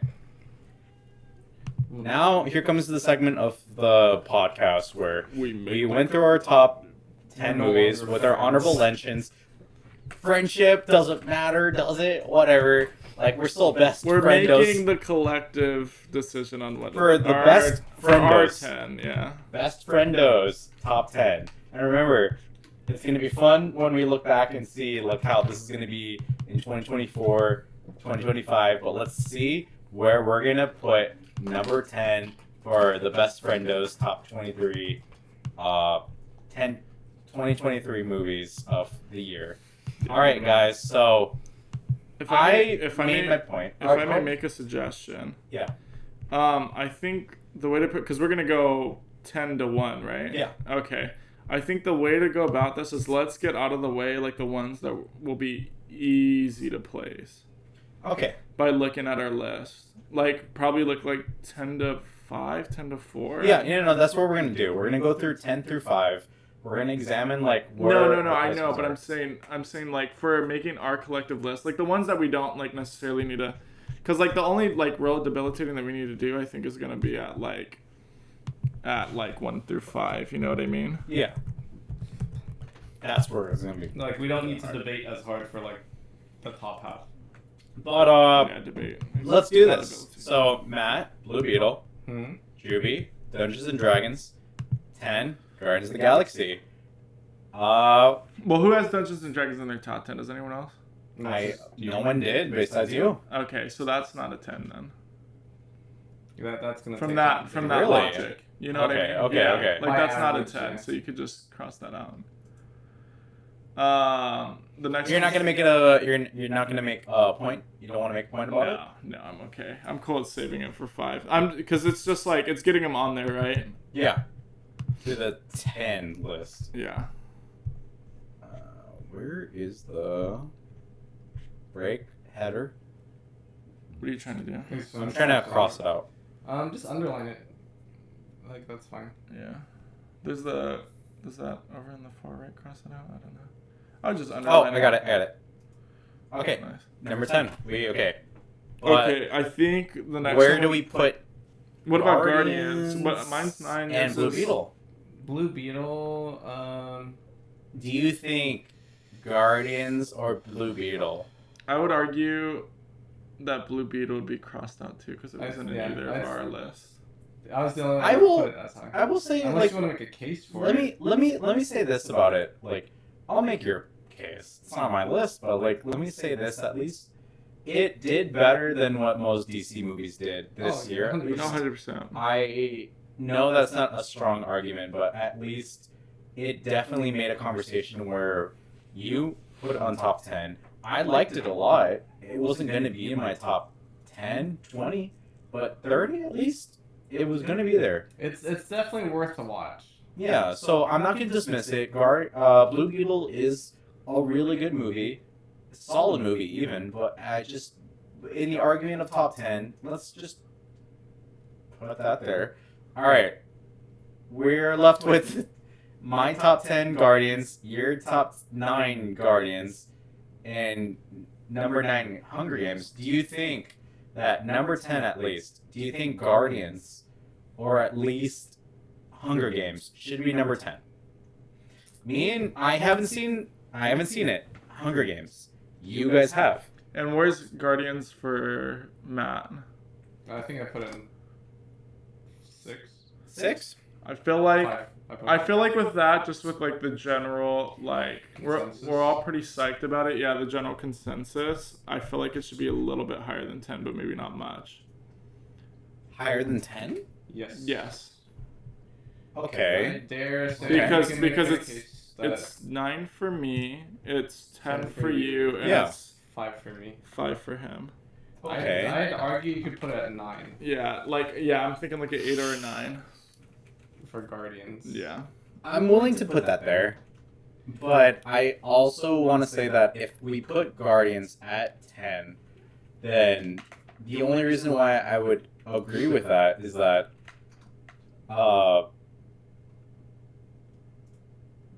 the funniest movie that came out besides Guardians, because it's really funny, it's heartbreaking. I think if we're gonna put a number 10, it would be My Theater Camp, or honestly, it could be Your American Fiction, I'm down. or we could put Hunger Games. I'm down to put American Fiction because I think did you have it in your 20? It was in my 20. It was my honorable mentions. It wasn't in my top. Yeah, so it's in your like 11 to 20, and then I haven't he watched hasn't it. seen it. So I'm down for American Fiction and then Guardians. American I'm cool with Fiction could be right there, and I could be okay with that. Yeah, American I'm- Fiction, I'm cool with American Fiction at 10 and just Guardians edging at out. 9. Yeah. Let's do that because Jeffrey Because Wright. like it's not in yours, it's not like it's in your bottom 20 or it's in your bottom 10, it's in my top 10. And Jeffrey Wright delivered by far one of his best performances in the movie besides Batman. So why not? Let's do American Fiction at number 10. Do we all agree? Yeah. Cheers. Cheers. Salute. Number 10 is American Fiction. Number 9. Okay, so you all think Guardians should be a little bit lower. Why not? I think Guardians at 9 is good. Guardians at 9 is Or fine. and maybe Okay. maybe 8. There might be a case, right? Because he did have it higher. I'm down to listen to that if he wants to argue for it to be a little bit higher. No. But if he's Okay. cool with it at 9, I'm cool with it at 9. Guardians of the Galaxy, I'm fine with that too. It's a solid MCU movie. It's The by best, far the the best one we've quality. gotten in the last like 2 Quality. years. Yeah. MCU movie that we've seen. Ant-Man, Marvels, I haven't seen the Marvels, but Ant-Man was a travesty, not that great. Guardians 3 is so good. It elevates what the Guardians franchise did. I love this group of ragtag fools, and it did it so much more. Salute to the Guardians. Salute. At number 9, I'm okay with that. The soda. Okay, I so was thinking about it. Okay. I'm fine with doing that, right? Let's take that out. I did think it was that, but I had to make sure because I'm like, what movie was that? Drewby, we're taking that out, right? What's up? In your Guardians? list. Yeah, no, Guardians Taking at that 9 is out of cool. your list. Guardians at 9. You're the master. I'm not doing nothing. on Okay. this. Surprise, Matt. Do you want to retort real quick? Why Guardians not in your top 10? Real quick. It is in my top 10. It's 5. Oh, right, number 5. What? But why not? Do you want to not number? You're okay with number 9 though? At least. I'm fine. Okay. Just want to make sure before we go hard on the rest of Oh, this. trust me. Anything like below 5, that's where I'll start throwing hands. But everything I'm Number 8. slide. This is a little fine. I will admit to this. We can put the holdovers at number 8. I will. I don't know. I want to get a. Can I get a room reading on something? Okay, fine. Can I make an argument on why I think Boy in the Heron should be 8? Oh, please, Or because 8? I will. Yeah, I don't mind no. because you guys because it's neither. Oh, let me just start. It's neither. I know you both saw it. It's neither in your bottom 10 or top 10. So I know it's not gonna be top 5. I would like to see it on this list if you guys think that this is a worthy argument. If not, I'll live with it. How's that sound? Can I tell you where my placement is with it? Yeah, I'm guessing you're like in the 30s. Boy in the Heron is 33. Yeah. Okay. And Saltburn takes it over it. Did you rank Boy in the Heron? I did not, but I didn't do like 20 to 11. It would probably be in that 20 to 11 range. Oh, you still think it would be because you didn't finish? Okay. You So put in the we can 20 list, right? Yeah, we could. Well, he only got to 18 though, right? I didn't make. Yeah. I was missing. So let's say for argument's sake that it's your 33, it's my 4, and it's his 20. My only gripe is that it just is just so. It's not. So here, this is my argument It's for hard. it. This It's is my argument for Boy in the Heron. It's a meta narrative on like incredibly thought-provoking themes that I don't think that Miyazaki's ever really touched, like life, death, and our place in oh my god. My phone died. Or my laptop died. Hold on. I can pull it up on my Speak from the heart. No, but I had good points. He practiced this. I did. This is the whole reason. I'm not good at just talking. You agree with 2 list numbers already. What's up? American Fiction and Guardians. So number 8. You may have to make a good point because I can retort what Susan made.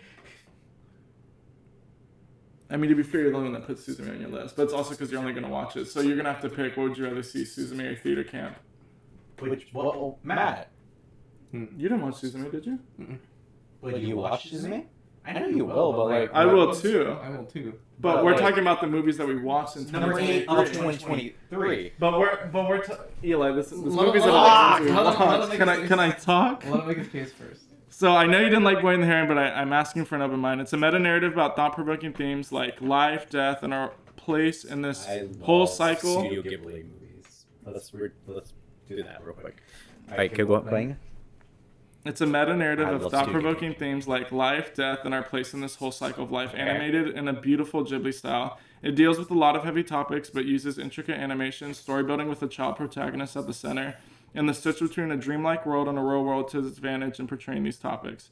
I also feel like it's a film that is untethered to the traditional Miyazaki style, and the fact that he's doing this in his last movie, and I put a bunch of asterisks by it because I know he said that it's not going to be his last movie, but when it came out, it was supposed to be his last movie.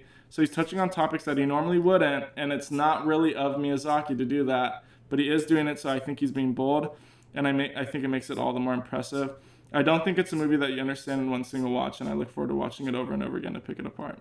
I agree that it's not conventional to Ghibli like Miyazaki themes. Like you agree, I can agree with that to that point. But like you're saying that like it's different than most Miyazaki, dude. Like it's so much more like Ponyo. It's more like How? House in the Sky, because it deals with the point of like a character who's dealing with like legacy and moving on and passing on to someone who befits their I mean, yeah, but status. but I Like, feel like it's the that. same But thing. but It's the I, same but I thing. also feel like that's like you could argue that there's other themes in Ponyo and Howl's Moving Castle, right?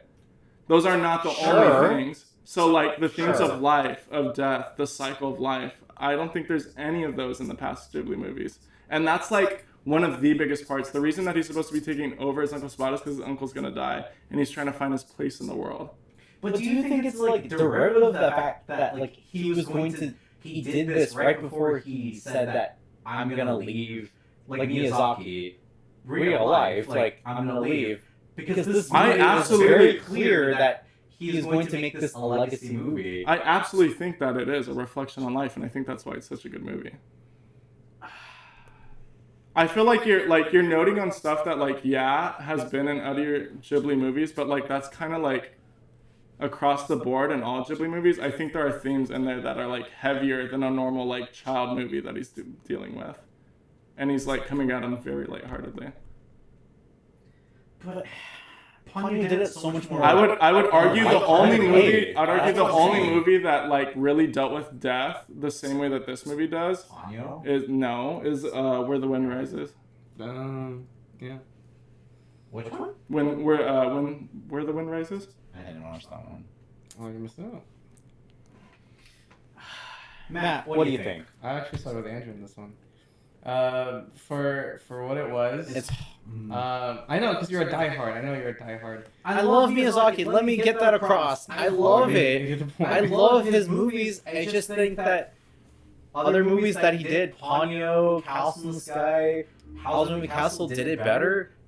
But I also think that he is giving it his all. His animation style is top tier in this one than it is in the other movies. But like when you say did it better, do you mean like did like his overlying themes that are like across all the board? Because I mean There. Nausicaa That's what does I'm saying. legacy, but like he's still like I don't think those are like I feel like that argument can be deconstructed really easily because I feel like that's an argument that you can make with any movie that has a protagonist in it. But do you think that, Protagonists are always taking over like a legacy. but the point of why I am arguing against that movie is that it made it. I know it's clear. I can read it and watch the movie and be like, okay, I can pick apart that. But like anyone that's not a Studio Ghibli like diehard will watch it and be like, so because it's just a lot. It's a lot that they're throwing at it. But I get it. I get what their move, what the intent of the movie is. Yeah, I feel like I don't know. What do you mean by a lot? Keep going to like I'm willing to hear you out if you Because don't of the think fact it that should like be. when I watched it the first time, it's just a lot that he's throwing at you all at once, and you kind of have to just accept it and internalize it. Versus like other movies like Ponyo and House in the Sky. But that's and not. movies- I don't feel like that's uncommon though. Like him putting out a lot of like things that's like it's a little hard to follow. Like Spirited Away is like that for sure. Spirited Away, you don't really know what the story's about until like halfway through the movie when you realize that the dragon's Okay, about a river and stuff like yeah, that, Yeah. right? And I think even like with this one, the fact that like he's willing to actually dive way harder than in this film, like with darker, heavier topics such as life and death and like our place in like the cycle. I think it's bold that he does that in this film, in particular, over any other film. But at the same time, he still retains that like that. How do I want to say it? Like he still retains like that almost like light-heartedness that's also ever present in the rest of his films as well. It's just that he throws a lot more shit at you on top of what he already does really well. Okay. And like yes, it could be very convoluted and hard to kind of keep up with, and I get that. Like I watched it too, and I was like, whoa, this is a lot. but at the same time to be able to do that, but then still retain, you know, that Ghibli-esque that he does so well, but also like find, you know, some sort of like boldness and calmness within the chaos that he's throwing at you. You can still see like in that chaos of all this new shit that he's throwing at you, it's still a Studio Ghibli film. Like his morals, his lessons that he's trying to teach you are still there. The lightheartedness is still there. The animation that is so like, you know, him is still there. But now he's just sprinkling like something new at you, and it's chaotic. But somehow it still retains that, you know, his. I think I'm coming out of it as like it's a lot at once versus like someone who wants to watch it. I think that's my thing, and that's like one of my main points. I don't think because like here's the difference. Like he came out and said that like this isn't gonna be his last movie, right? Yeah. But like he approached this movie as if it was his last movie, right? Because there's so many themes. Because he wasn't going like. His plan when he was making this movie was not to make any more movies. Yeah. So, like, it's very much a thesis of, like, his life's work. I think a lot of it has to do, like, maybe it's, like, a story that he's, like, trying to talk to his son, because I know his son's supposed to, like, take over and stuff like that. I think that's a big part of it. But I know, like, I feel like the angle he came out of it is, like, you're not supposed to get everything on the first watch. And, like, if you want to dock it for that, I get that. But I also do think, like, that idea that idea of like it throwing a lot of you, like one of the most favorite movies and like a lot of Ghibli fans is Spirited Away, and it does the same thing where it throws a lot at you, and like the story isn't necessarily like the most clear cut. That story's like kind of convoluted. And it's funny that you bring up the word thesis. It hit me just right now because it's like there's so many times where like think about like school or like homework when we have to write papers and we have to read someone's thesis, we have to go back and read it to get what the point they're trying to make is. And it's almost like, yeah, like this is his thesis. How many times do you have to go watch this to finally understand him? Not just death, but like his essence and his work. Yeah. And so like Andrew said, like he's been saying, like it's meant to be watched more than once because there's so many angles you can come and look at this from, and I think that's what he's trying to portray here. If this was his last work.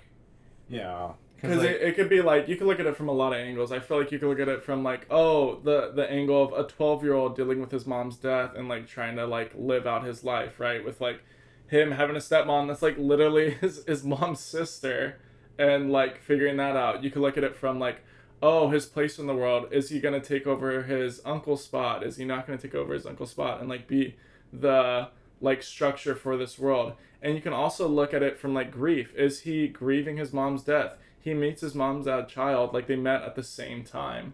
And his mom goes in and he knows his mom's going to die when she leaves, when he meets his mom as a little girl. So like he's like coming together with that grief. Like, yeah, there's a lot of stuff thrown into it, but I don't think there's so much thrown into it that you can't understand it. Right. And that's why I'm like, at the end of the day, like that's why like I couldn't give it any higher than a 3.5 or a 4 because it was just a lot thrown at me. And then maybe you're right. Like, and I think you can hate on it a little bit because it's like you said, you're a huge Ghibli fan. No. I don't hate it. No, well, like I'm okay. Maybe hate's the wrong word. You can be critical about it. I think that's a better word because like you're such a passionate Ghibli fan. I'm a passionate Ghibli fan. Matt's a passionate Ghibli fan. We've all grown up watching these movies, and like we watch this, and it's like, okay, this is like, quote unquote, the last one. Like this is what you're putting out. Like this is kind of hard to follow. You know, why didn't you give me like an easy story to follow, like Porco Rosso or like My Neighbor Totoro or something like that? You know what I mean? I'm very or subjective Nausicaa. on this one, and it's hard because I have such a big lens on it. But I do admire a lot of the work that Miyazaki put out, and the fact that like, yeah, of course, like him putting out this movie that's so grand, so big, and so ambitious. But yeah, I understood that the themes are a lot bigger than anyone who's a big fan is supposed to interpret. I came into it, especially like where I was, I just didn't get that. I watched it and understood that there's a lot thrown into it, but there's so much also on top of like what you guys were saying. But we also have to admire the animation, the voice acting, and the way that they animate this, the cinematography in this. It's really good. I Yeah. just can't. You're right. It's just not your It's- favorite Ghibli movie. it's not my favorite. And it's That's probably fine. not going to be your favorite, right? I And that's also fine. see that it is so much more elevated and so much more grounded and so much more elevated than that. Okay, yeah, fuck it. Let's do it. I can put that there. Boy and the Heron. Yes. Matt, what do you Gotta think? win. I I'm gonna be on my best behavior. I boys. think no, yeah, like for all the points that we were talking about, like yes, like it's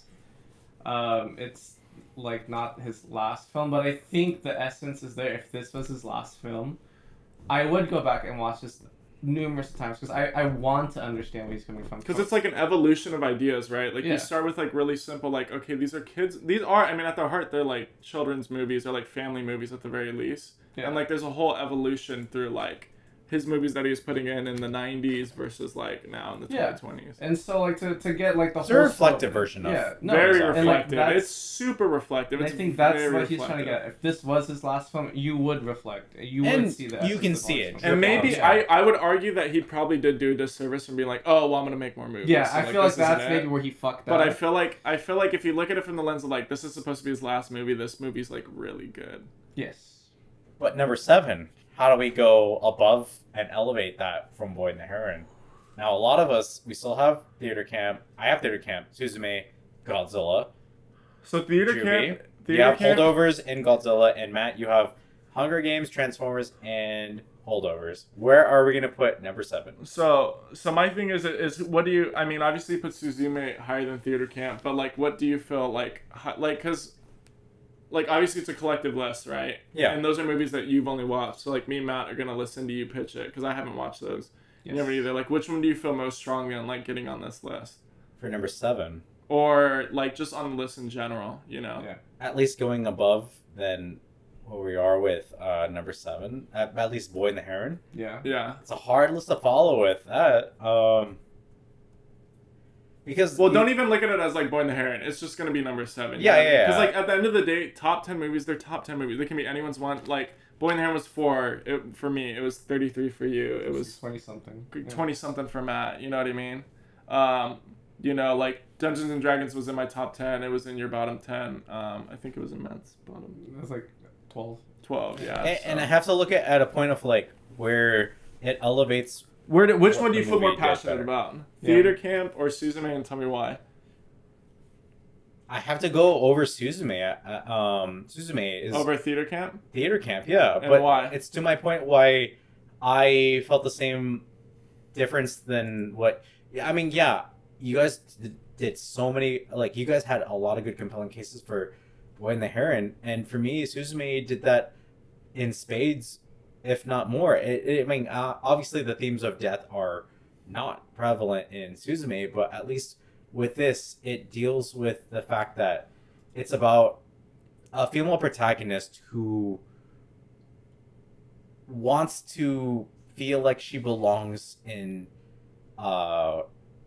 she wants to belong in something. Suzume, the character, is just lost because she doesn't have a mom, she doesn't have a parent, she doesn't have any siblings. But, you know, she finds her place with a talking chair, and it's by far the most Studio Ghibli movie that Is that a was Ghibli reminiscence of it. Like, if it took place in like 2010, 1990s, like, it gave me that sense of Studio Ghibli energy, because the premise is that Suzume has to go on this grand adventure with this talking chair who gets possessed by this guy who has to lock the gates because it unlocks evil.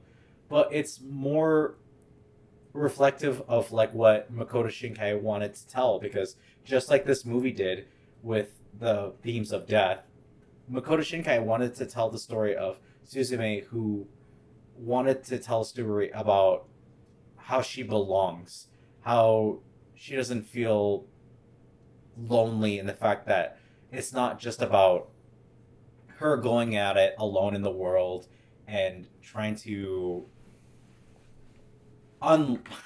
if we're trying to use that kind of wording, like, yeah, she's trying to unlock herself in a world that it's not that she's not alone in a world. And I know that's the same thing about like uh Boy and the Heron. It's a lot harder. Honestly, now it's hard for me to even make a comparison because Boy and the Heron did a little bit better than Suzume. I'm not gonna lie.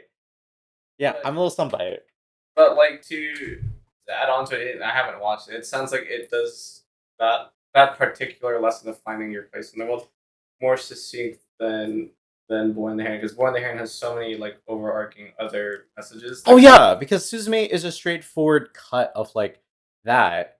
And yeah, it has those themes. It has those traits that you normally see in Studio Ghibli movies with like a talking chair or a talking cat. Like a talking, like either Inanimate object, and it pulls on your heartstrings. But I think why I like Suzume and it gravitated me more is because it felt more relatable in terms of like, oh, it happened because Suzume happens in real time versus like it happened. Boy and the Heron happened in World War II. I particularly like Suzume because it just felt more cohesive to me. The animation was a lot more bigger and grander, and I don't know, I liked the animation style a lot more, and it's just a subjective thing than it did with Boy and the Heron. Mm-hmm. But Suzume was just so much more picturesque. It was more watercolor. It's hard to pitch this when you guys haven't seen it, but at the same time, I think this is something that I think a lot of people can watch over Boy and the Heron because I mean, to your point, this is on my list to watch. it does deal with the themes of death. Yeah. But in not a way that it's just like heavy-hearted. This one does it in a more lighthearted way. So think of that as the Boy and the Heron, where Boy and the Heron does it in a very mature way. Suzume does it in a more lighthearted, like grand, like adventure, digestible way.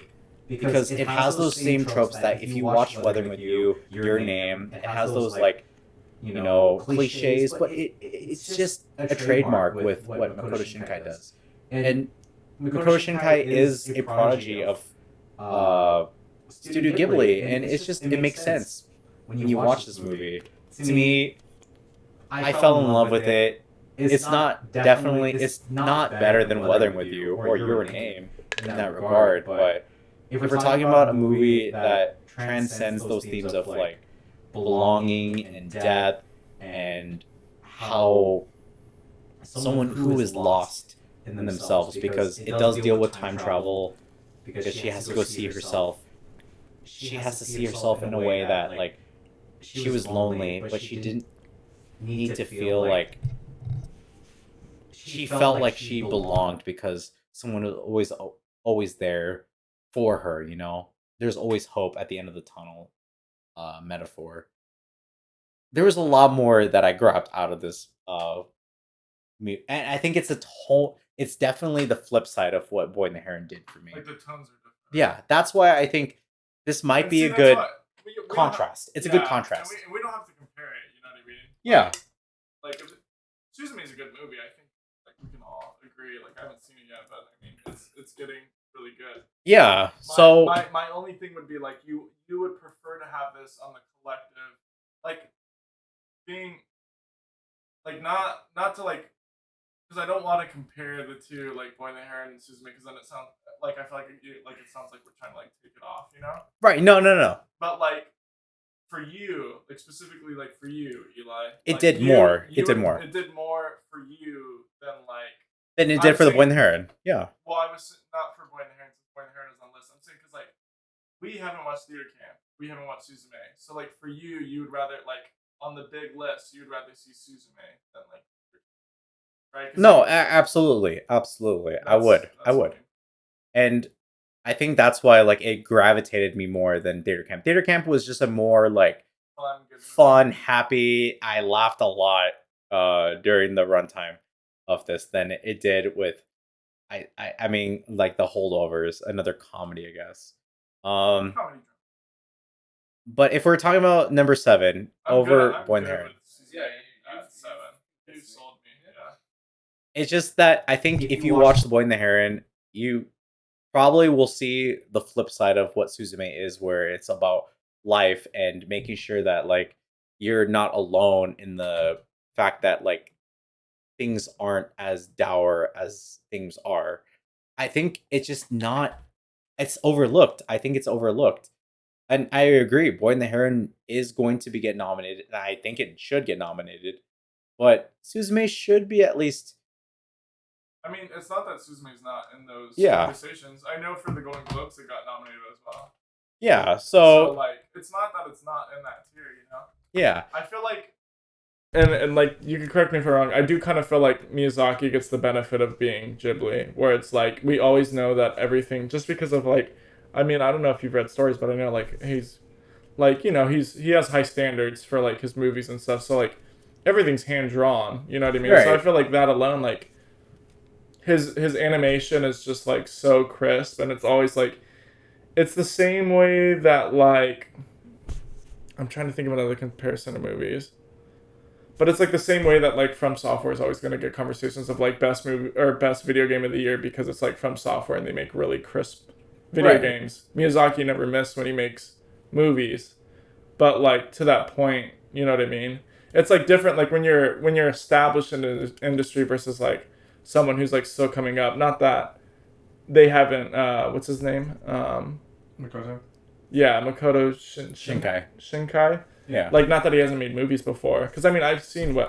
It's easy to compare the two because like Makoto Shinkai was someone who's a prodigy under Hayao Miyazaki. Yeah. So it's clear when we're watching the trailer right now, like, yeah, there's those themes prevalent, but like how he's able to elevate that for me, like, yeah, you can tell like even after Studio Ghibli, like Makoto Shinkai can elevate the platform. I think the thing I like about his films more, and like I haven't seen this one. The only one I've seen of his is Weathering with You, to be fair. But I like that his like, I don't know the right word for this, but like his movies are way more anime than like like where Ghibli movies are Ghibli movies. Like they're anime, but they're Ghibli movies. You know what I mean? Right. Okay, so. Oh, guys, we put 7. Okay. Yeah, I agree with it. Okay. Yeah. Watch it. It's a great movie. Great movie. Check it out. So how are we Great feeling for? What are we thinking for 6? 6. I think collectively we You got- can put the holdovers. Yeah, the holdovers. Holdovers. In fact, I mean, Andrew put it in the same exact spot. Where did you put Godzilla for you? 3. 3. Yeah. Yeah. So I think we put. Do we put holdovers at 6 and Godzilla at 5? Or do we bump Godzilla higher? Where did you put Godzilla? I put Godzilla at 7. 7. And where did I put it? You put it at 6. And then you put it at 3. 3. So we're in a little bit like. How do we 6-3. feel about holdovers at 6 and Godzilla at 5? I think you could flip it. You would rather have Godzilla at 6 and holdovers at 5? The only reason why is that I think Godzilla just. At the end of the day, this becomes preference now because. I mean, you Holdover- remember we're comparing apples to apples here, or like not even apples to apples. Apples to oranges. Apples to oranges, at least. Well, I mean apples to apples, and like these are all top 10 movies. By that logic. Because holdovers. And also Yeah. kind of apples to apples because they're both very heartfelt like movies. Yes. And like different ways for They're sure. different universes. Like yeah, if you're going off of like, well, it's a Godzilla movie and all he's doing is destroying stuff, and it's a holdovers movie and all it is about a teacher and a student Bonding being held with his- over Yeah. during break. Yeah, sure, apples to oranges, but like when you look at it and it's like, oh, okay, it's a heartfelt story about a teacher, a cook, and a student, and then it's like, okay, it's about a like War vet. not even a nuclear family, like a dad, a daughter that's not even his daughter, and then like another lady that's like just a neighbor. Yeah. Then you have a. It's like rampaging, kind of like, similar in that aspect. So I don't think the apples to apples in is a that. sense, yeah. I don't think that's It is. I don't think In a that's sense, that that far logic- off. Found family, yeah. I Yeah. think I'd want to put Godzilla above holdovers. I'm okay with putting Godzilla over holdovers myself. So that's like what 6 and 5, or Yeah. Yeah. Godzilla. Holdover. No. Yeah, holdover Holdovers- at 6 and Godzilla at 5. Okay, I can agree with that to a point that with Godzilla at least. Like, I thought On a given day, it would have been the other way around. But Yeah. I also am okay with that because Holdovers does drag just a bit with its tone because the first 10, 15 minutes is just so paced weird in a way that it drags. It drags for me where And to be fair, Godzilla is a slow start, but I think It does, too. I think as far as like holding the audience's attention, Godzilla does it a lot better. it's more than compelling Holdover. at least. Yes, Yeah. I'll give you that. Yes. Yeah, it's a stronger, compelling story about family than it did with Holdovers. Yeah, and it's honestly a weird thing to say. Apples to oranges. Honestly, it's But like also apples to it's like apples to pears. like It's family. the same thing. Like Yeah. in a way, they're found families. They found each other. They appreciate one another. I think regardless, I'm so happy that Holdovers gets that discussion that it is in our top 10 list regardless. Oh yeah. It's not necessarily top 5, and I will be okay with that. On a given day, I would even said Godzilla over this movie, but you know, that's the difference. It has a raging nuclear lizard over the other one. So I'm okay with that. I can do that. I can do the Holdovers. Oh, we're coming in hot, boys. Now we are in the hot seat number 5 through 1. Oh, no, Well, no, 5 is Godzilla. 5 is Godzilla. Yeah. Okay. Now 4 through 1. 4 through Yeah, 1's this not is the hard easy. part. -1. Yes. Wow. 4 through 1. I think and hear me out, just because it seems very clear to me. I think we can go ahead and put Iron Claw at 1. It's both of your guys 1. It's mine 2. That seems like that makes sense. Really, I was willing to argue the other way around. Oh, you don't want to put it at 1? I was willing to. Well, I mean, I have an argument for Oppenheimer, but the only reason is because it's in our top 4. Yes. It's his number 6. If you guys want to hear the argument on why I think Oppenheimer should be 1, I'm down. But I also am down to argue for Oppenheimer to be 2. Swear at. I just say I think Iron Claw should be 1 because like collectively, like where everybody's at, it's your guys' 1, it's my 2. Like the average of that would be Around 1. yeah, it'd Yeah, be okay. closer to 1 than it is I'm 2. willing to That lock makes it in. sense to me. I can lock in. I really am okay with locking in the Iron Claw. But The only- I do think Oppenheimer should be 2. But like we can wait to get there if that's what we want to do, which is fine because I'm kind of jumping ahead. But the reason I said Iron Claw 1 is because It that was that almost seems like, obvious yeah. to me. You know what I Yeah. mean? Like I've been thinking it since the beginning, but I was like I don't want to jump ahead on 10 and then you guys be like, well, let's wait. No, that's perfectly fine. Like I agree. Like Iron Claw, I made my point. It was It- almost a unanimous 1. It's Yeah. such a strong, compelling movie from beginning to end. Hard to watch, but it's not something that I can't watch again. It's something I can watch again. Recommend that it's the best, well-made movie So all across the board. yeah, so for the 3 spots we have left, it's between for the 3 spots we have Oh, left, God. it's between Spider-Verse, it's between Oppenheimer. Teenage Mutant Ninja Turtles, Oppenheimer, and Killers. Fuck. I think. Can I see our collective list real quick? I think we can put Killers at. One of the thing is that one of them's gonna be left out Yeah. by this logic, and if that means and hear me out, because I put Spider-Man lower than both you guys, right? Both you guys have Spider-Man in your top 10. If we bump American Fiction to 11 to include them, and then American Fiction be out, and then Guardians of the Galaxy would be 10. I don't know how you feel about that, Eli. I'd be okay with that. But I think like I know I can make a case for Teenage Mutant Ninja Turtles being top I 5, and I can I know also make it clear. he. Okay, then that's where I get into it. But at why? the same time, it's like a collective, right? So it's like Yeah. it's we both feel strongly about it being top 5. So like, why shouldn't it be? For TMNT? Yeah. Yes.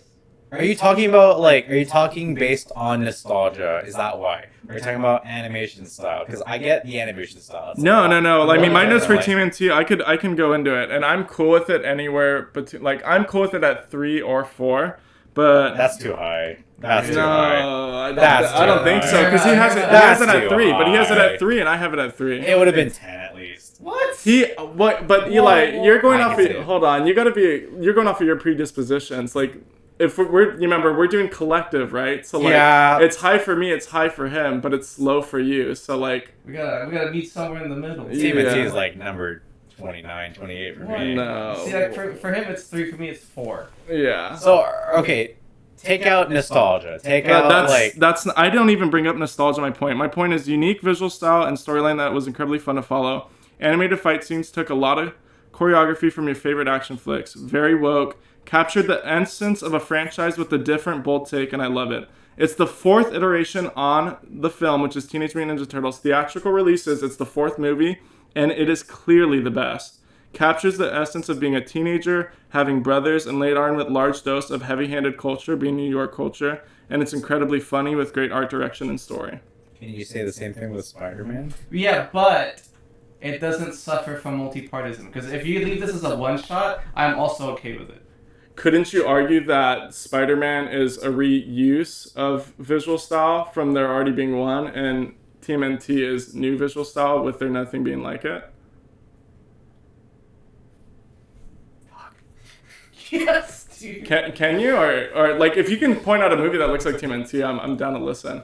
Because there's nothing like TMNT. Exactly.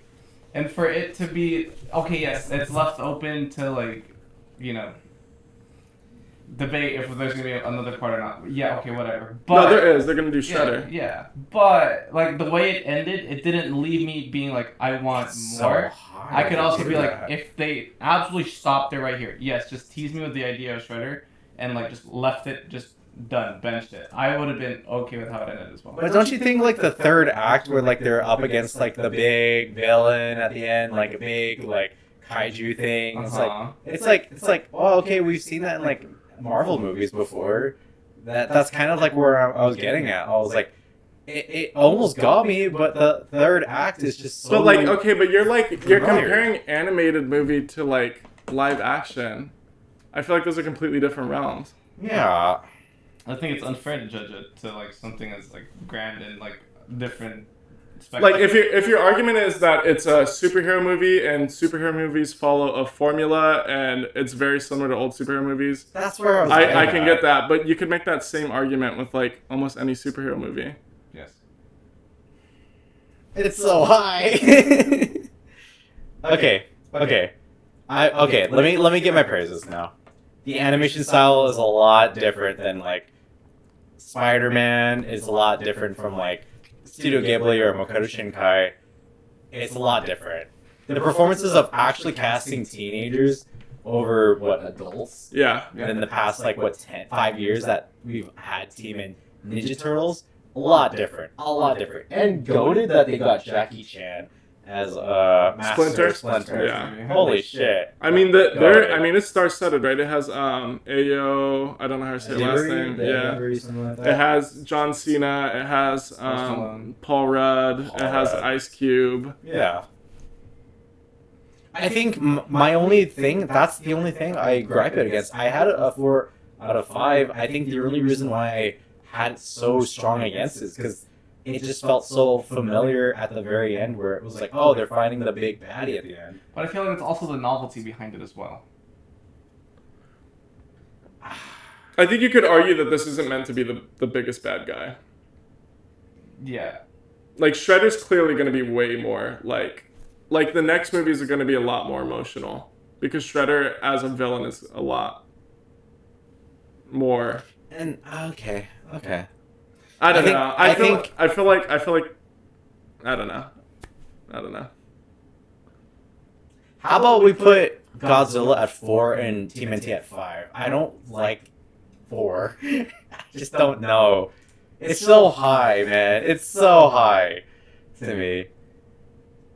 If you can give me a case on why, I mean, I don't know, like, cause that seems like, I don't It know. just feels like You're knocking it down because it's low on yours, but it's Yeah. high on ours. I'm trying to find a middle ground right I know. now.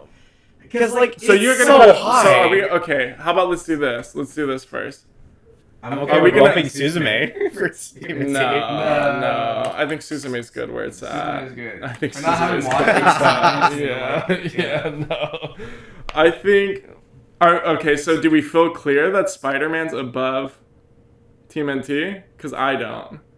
Like, in my mind, if we were to do this, I think we push the list down one. I think American Spider-Verse? Fiction. I think American Fiction gets deleted. I think it's Spider-Man at 5 and TMNT at 4. Yes. And then it's Killers and Oppenheimer at 3 or 2. Yes. Damn, we're gonna have a lot of animated movies this year. They were good this year. They were good, to be fair. We have to give American Fiction its honors. It's 11 because I really do like this movie. So you want to keep it at 11. So we'll be through 1 through 11? Yeah, Sorry, yeah. this is our list, guys. Our top 10 with our one honorable mention. Yeah. Let's do honorable. Very honorable. Very, most very honorable. Most honored. Most honorable. It gets the decorated best friendo list. Literally. That's our best friend up to the top 10. Yeah. Okay, so I'm okay with this. What, you're gonna put Spider-Man at 10? No. Bump everything down. Oh, everything down one. So we're putting Well, You put Godzilla- Spider-Man at 5, and I think you put TMNT at 4. And then you put Godzilla at 6. Wait, Spider-Man, right? Yeah. Yes. And then you're gonna put Across the TMNT at Spider-Verse. 4. Yeah. And just bump everything down one. So Well, he didn't do like the thing. That's why. So it's- the 6 is holdovers, right? No. So put us like go back to across. Okay. Put Godzilla there. Right, and then Okay. holdovers at 7. Everything's getting bumped down one. Yeah, Suzume yeah. at 8. Boy in the Yeah. Hand at 9. Guardians of the Galaxy at 10. Okay. And then 8 was one more time. It was Suzume. Suzume. okay. I almost forgot. And then what did you just delete? Boy Boy in the Heron. Yeah. Man, everyone's gonna flame us. Love it. Boy and the Heron. We don't do it for the people. Guardians of the We do it This for is our very ourselves. Yeah, selfish this is not for the people. This is our list. And then Oh wow. And then Okay. Team NT at 4. That's the only way we get what we want. Yeah. Okay. I'll bite my tongue. This is fine. It's fine. It has to be. Okay. And then now it's Killers vs. Oppenheimer. I said Oppenheimer 2. Yeah, I think Oppenheimer 2 as well. Killers 3. For the novelty that I think first very long run times between both films, Oppenheimer was a little bit easier to get into and digest over Killers. Yeah. I And can to be agree with fair, that. to be I can fair, he agree with hasn't that. watched Killers. And I haven't watched Killers. Damn, I had all these good points for Oppenheimer. You don't even want to like talk about it, Eli? I honestly, it's let's just say no. I kind of want to hear it. It's fair because Can Oppenheimer. I say my Oppenheimer points? I had some good ones I think you guys were actually gonna like. But my point. Let him speak. Let him Yeah. speak. You know what? Go ahead. Okay. I rambled enough. Okay, this is. I'll be really. Well, I'm gonna try to be as short as I can because I wrote the most because I really wanted it at like 2 or 1 because I figured you guys were gonna like Iron Claw from the read after we left. But anyway, so I already talked about how it's epic movie in scale and substance. Christopher Nolan movies keep getting better, stunning shots, contrast of perspectives. Right. I think one of the biggest points that Matt actually already touched on, but I'll just touch on really quick, is that the science actually legit. It all checks out. It like almost uses no fake science. So all the stuff that they're talking about, the equations they're using, that's all legit stuff. Real. I think its biggest criticism is that the third act is slow and it slows the movie down, right? But I think it had to be, and here's why. The whole movie is building up on J. Robert Oppenheimer to be a larger-than-life character. He headed the Trinity Project. He banded together the most brilliant minds of his time together. Josh He- Peck. He forever changed the course of history. The movie builds him up to a mountaintop, and that's why it's called, like, you know, that's why the book's called American Prometheus, because of how we treated him. They build him to the top of the mountain, so by Act 2, he's at the top, right? He built the Trinity bomb, he does it, and then, I don't know if you remember, but the bomb gets built, the soldiers take it, and then he goes, wait a minute, when am I going to talk to Truman? And the soldier's like, oh, don't worry about that. And then there's later on the scene with Truman, and he's like, oh, like, I feel like I got blood on my hand. And he gives him, like, he pulls out his little handkerchief out of his pocket, and he hands it to him. He's like, don't, like, here you go. Like, don't, like, it doesn't matter. I'm the one that dropped the bomb. But he's like, no, bro, like, I built it. So the movie builds him up to the top of the mountain, and then the third act shows how he was systematically brought down back to earth inch by grueling inch. And for that, it feels unsatisfying, because you literally watch this man get interrogated. They talk about, like, all the things that he's into. They literally are, like, purposefully trying to pull him down so that he doesn't look like a good guy. And then it goes back into, like, what Albert Einstein told him, where he's like, oh, like, they're literally, you're going to do this, they're going to love you for it, and then they're going to hate you for it. And then what are they going to do to say sorry? They're going to give you a pat on the back and a medal later on. And then what happens? He gets the pat on the back, he gets the medal, and then the man, like, dies of throat cancer. Yeah. Like, he literally died of throat cancer. And, like, that's, like, his life. Like, he was built up to be the most important person of American history. And then they were just finding reason on, like, why to bring him down, why to bring him down, why to bring him down. Because afterwards, after he built the bomb, he's like, wait, why the F did I do this? Like, I didn't think it was going to be like this. I thought I was going to have more say. And then, another reason why I think it should be number 2 is because, and this is one of the biggest parts that I love about it, is when it's science time in the movie, fellas, when it's science time in the movie, it's literally bros being bros. It's so bros broing down. Getting out to seek advice, problems that they're facing from other scientists. Bringing together minds like Teller, Bohr, Hill, Filling, Rabi to figure out the problems. Like, hey guys, like, I need help. Like, come on bros, let's be bros. They literally, do you remember how happy they were when they were grabbing the marbles and they were filling it up every day for how much uranium they had? And then, like, when they finally filled the jar, they, like, were cheering. Like, it was literally such bro moments when it was time to, like, oh, let's be scientists. Do you know what I mean? Yes. Yeah. And I don't know, I just felt like everything made the science about bros, and I love being bros, and that was my thing. I love Killers too. I think Killers was a phenomenally thing. I think I sat through the third act easier than I sat through the third act of Killers, though, personally, and that's just personal. And it's the exact opposite for you, and I think that's fair. That's my point. Like, it's the opposite, but that's only because it's personally, I just sat through. And I think the argument Killers. could be the same. I think the argument could be the same where it's like the third act had to be slow because of the story. The third act had to be slow because of the story for Killers. Yeah, and But I know. I think for me, it's easier to sit through Oppenheimer than it is to sit through Killers. And because it's almost the same procedural thing with what happens with Oppenheimer and in Killers of the Flower Moon, where they have to go through the court hearing of, like, of why all the indigenous people of Osage County are just dying, and Leonardo DiCaprio's character and Robert De Niro are just, like, left getting pointed fingers at because, you know, who else is left to be picked on because they're the reasons why all these people are dying, and, you know, they're thriving off of that. And Oppenheimer's kind of the opposite end of that spectrum, where everyone's blaming him for the death of so many people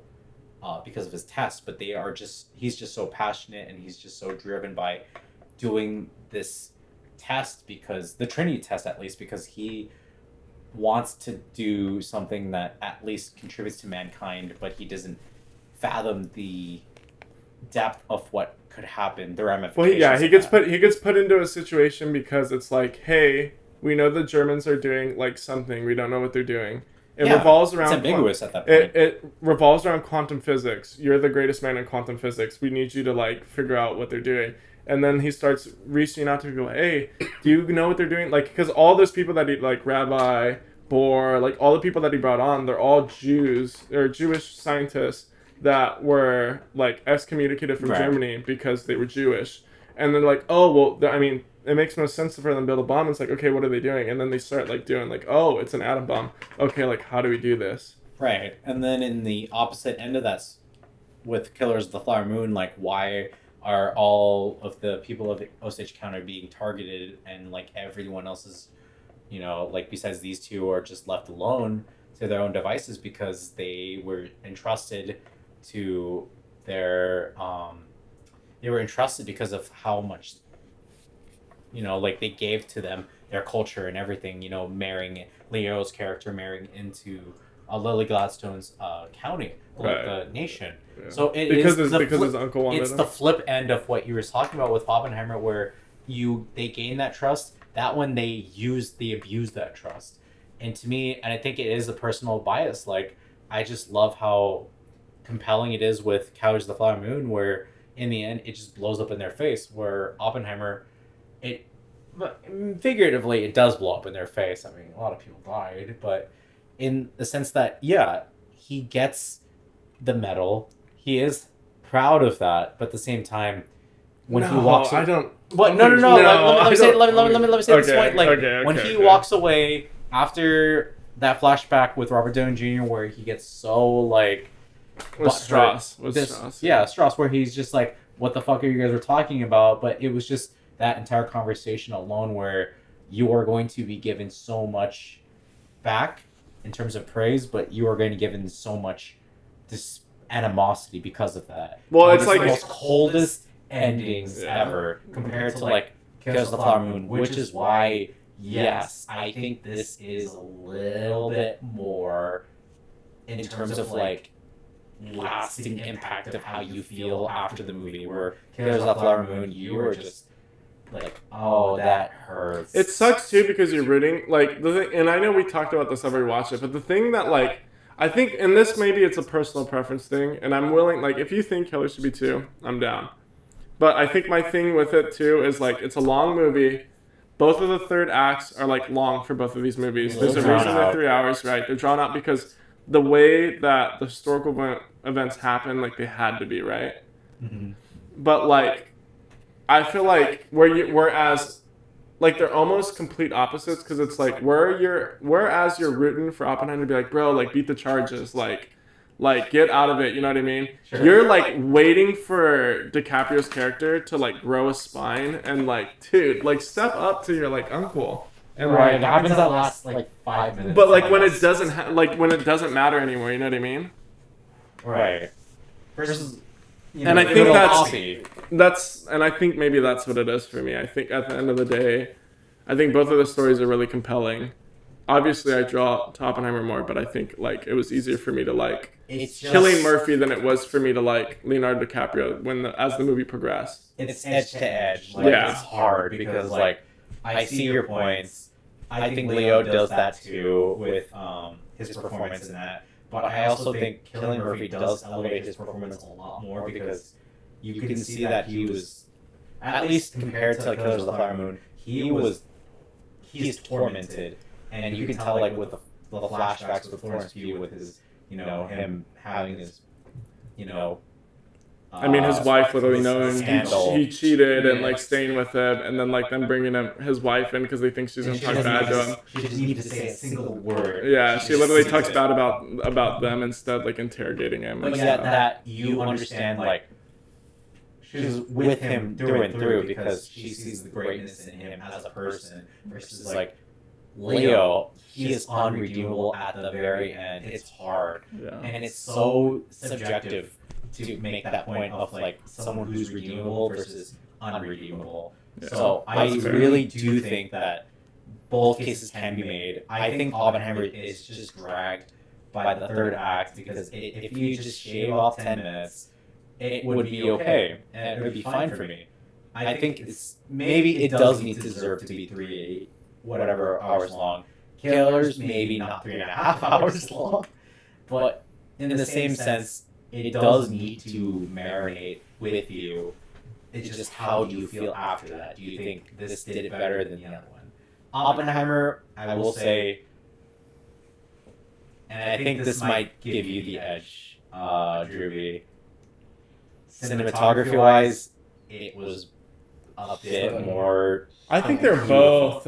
Yeah, but it's like, but practice. I don't know. It's hard because there's not. The second act, dude. Yeah, I'm tricky not. test. Now I feel like I'm arguing against Oppenheimer.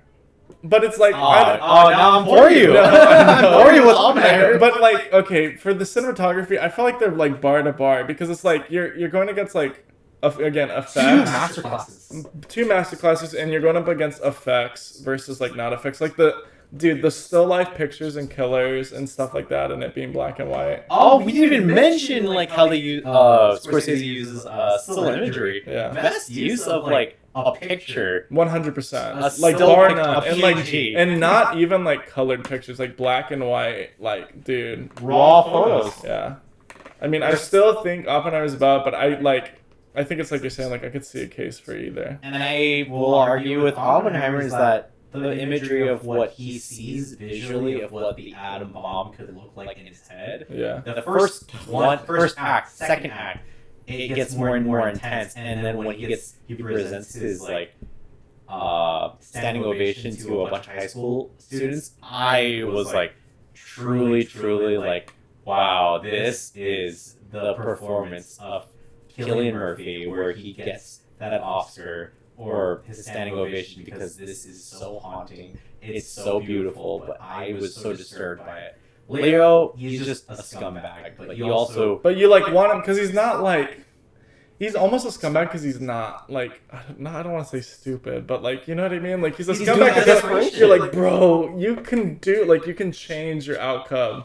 Like you can It's do just it. one but decision that decides. Yeah, and it's like he'd get really close to like putting his feet in the water and be like, okay, I'm gonna testify against my uncle, and his uncle's like, I'm your family, da da da da, and he's like, okay, I'm not gonna. You see why it's hard? Oppenheimer versus Keller. It's hard. Like you can make an argument that Oppenheimer's 2 or Keller's is 2, but honestly, Matt, I want to leave it to you. I think you should be the one that dictates like Oppenheimer over Killers. You didn't see Killers, Yes. but at least with Killers, like you know that the impact of that is just as horrifying because it does lead to the birth of the FBI, but at the same time, a lot of innocent people dying. Oppenheimer's the same case. Yeah. You know, like we wouldn't have like he thought it was gonna go a certain way, then it's like, oh well, you actually have like you built the bomb, but you have no like warrant or say on like what's gonna go with it, and it's like, okay, it gets dropped on. Like obviously we know the history, you know. Yeah.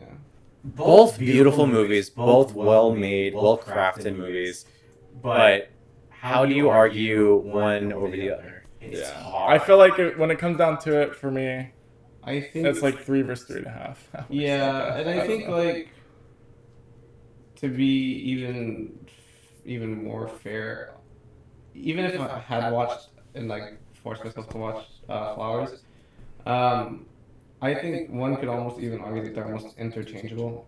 Just on the novelty. Yes. Just on the novelty that like they both cover like very like dark parts in like our history, and like they do it all so well. And to be like a historical novel. Yeah, you can nitpick that, like, you know, practical effects versus visual effects versus imagery and still life versus, you know, whatever. I wouldn't be mad if it went either way. Honestly, like, I don't want to say tie, but they are very interchangeable. Like, just depending on preference and like who's looking at the list at this moment in time. Like, I know you want to push Killers over the top over Oppenheimer. I haven't seen it, so I'm biased in that I would always put Oppenheimer over Killers until I decide to go watch it. And that's okay. Okay. And honestly, like it's the back and forth is never ending. So I'd almost argue that it's just very interchangeable. It's like either or. I think I'll cement that. I think regardless, I'm okay with Killers being at number 3. Drewby? Yeah. It's just so close. It's so close. It's by like a hair. By hair. And you can't just... It's like, I feel like it's like a lot of what we've been saying today. It's like, it's any given day. You wake up and you're like, honestly, Killers. Yeah. And then you wake up tomorrow and you're like, honestly, Oppenheimer. But we all, at the end of the day, we can all 3 agree the Iron Claw is number 1. I think this is the strong, like a really, like from like, when you consider collective, like, I know you're feeling about Team NT, and maybe we could overlook that one, but like collectively, it's okay. Like I think that's it's a strong fine. list. Like, I think it's a really strong list. Regardless, I think I will. Let me make my points about that movie. Regardless, because like you guys were okay. You guys were so forthcoming with Suzume, and that's fine because like Suzume. Because you're to be fair, you're really passionate about Suzume. Because like I think this is something that it's a movie that no one really saw, and I hate that at least let me give it a leg up over Boy and the Heron at least. Boy and the Heron will sweep as an animated movie, but Suzume should be something contender because it's not should be recognized more. Recognized. It's a beautiful movie, a beautiful piece of work. Even I think I'm gonna watch it next week. I don't even think it's better than Weathering with You because it's better than that. But I really think that Suzume is so compelling. It's a worth watch. But I will not disagree that the number one movie for the best of Friendos is Put the claw. Is the Iron Claw. Let me put this shit up. Ripped ass Zac Efron. And Zac Efron's ripped? best performance. Zac Efron's best performance. Andrew, what do you think? Yeah, 100%. Not even close. It's not even close. Fuck High School Musical. This is it. This is the Zac Efron that I know. Exactly. The cinematography, the editing, the music. Bro, honestly, how do you think he got that ripped? It had to been just beef patties, right? Like, only? For a year? Had to be a lot. Starving, no beer. Well, he drank beer and like he ate like bacon. Did he? It seemed like he did. In this movie, yeah. Oh, Yeah. no, I'm talking about before the movie. Like, yeah, how he No, got... for this movie at least, it seemed like he just like bulked up and ate a lot of like pancakes and like Is that steak. the secret? Do I just need to eat pancakes? Or Pancakes no? and I steak. feel like I eat pancakes and I get flabby. That's what I'm saying. Pancakes is Look at him! The claw! The claw. Is this the precursor to Toy Story 1? Yes, dude. The claw. They built the machine because of him. Literally.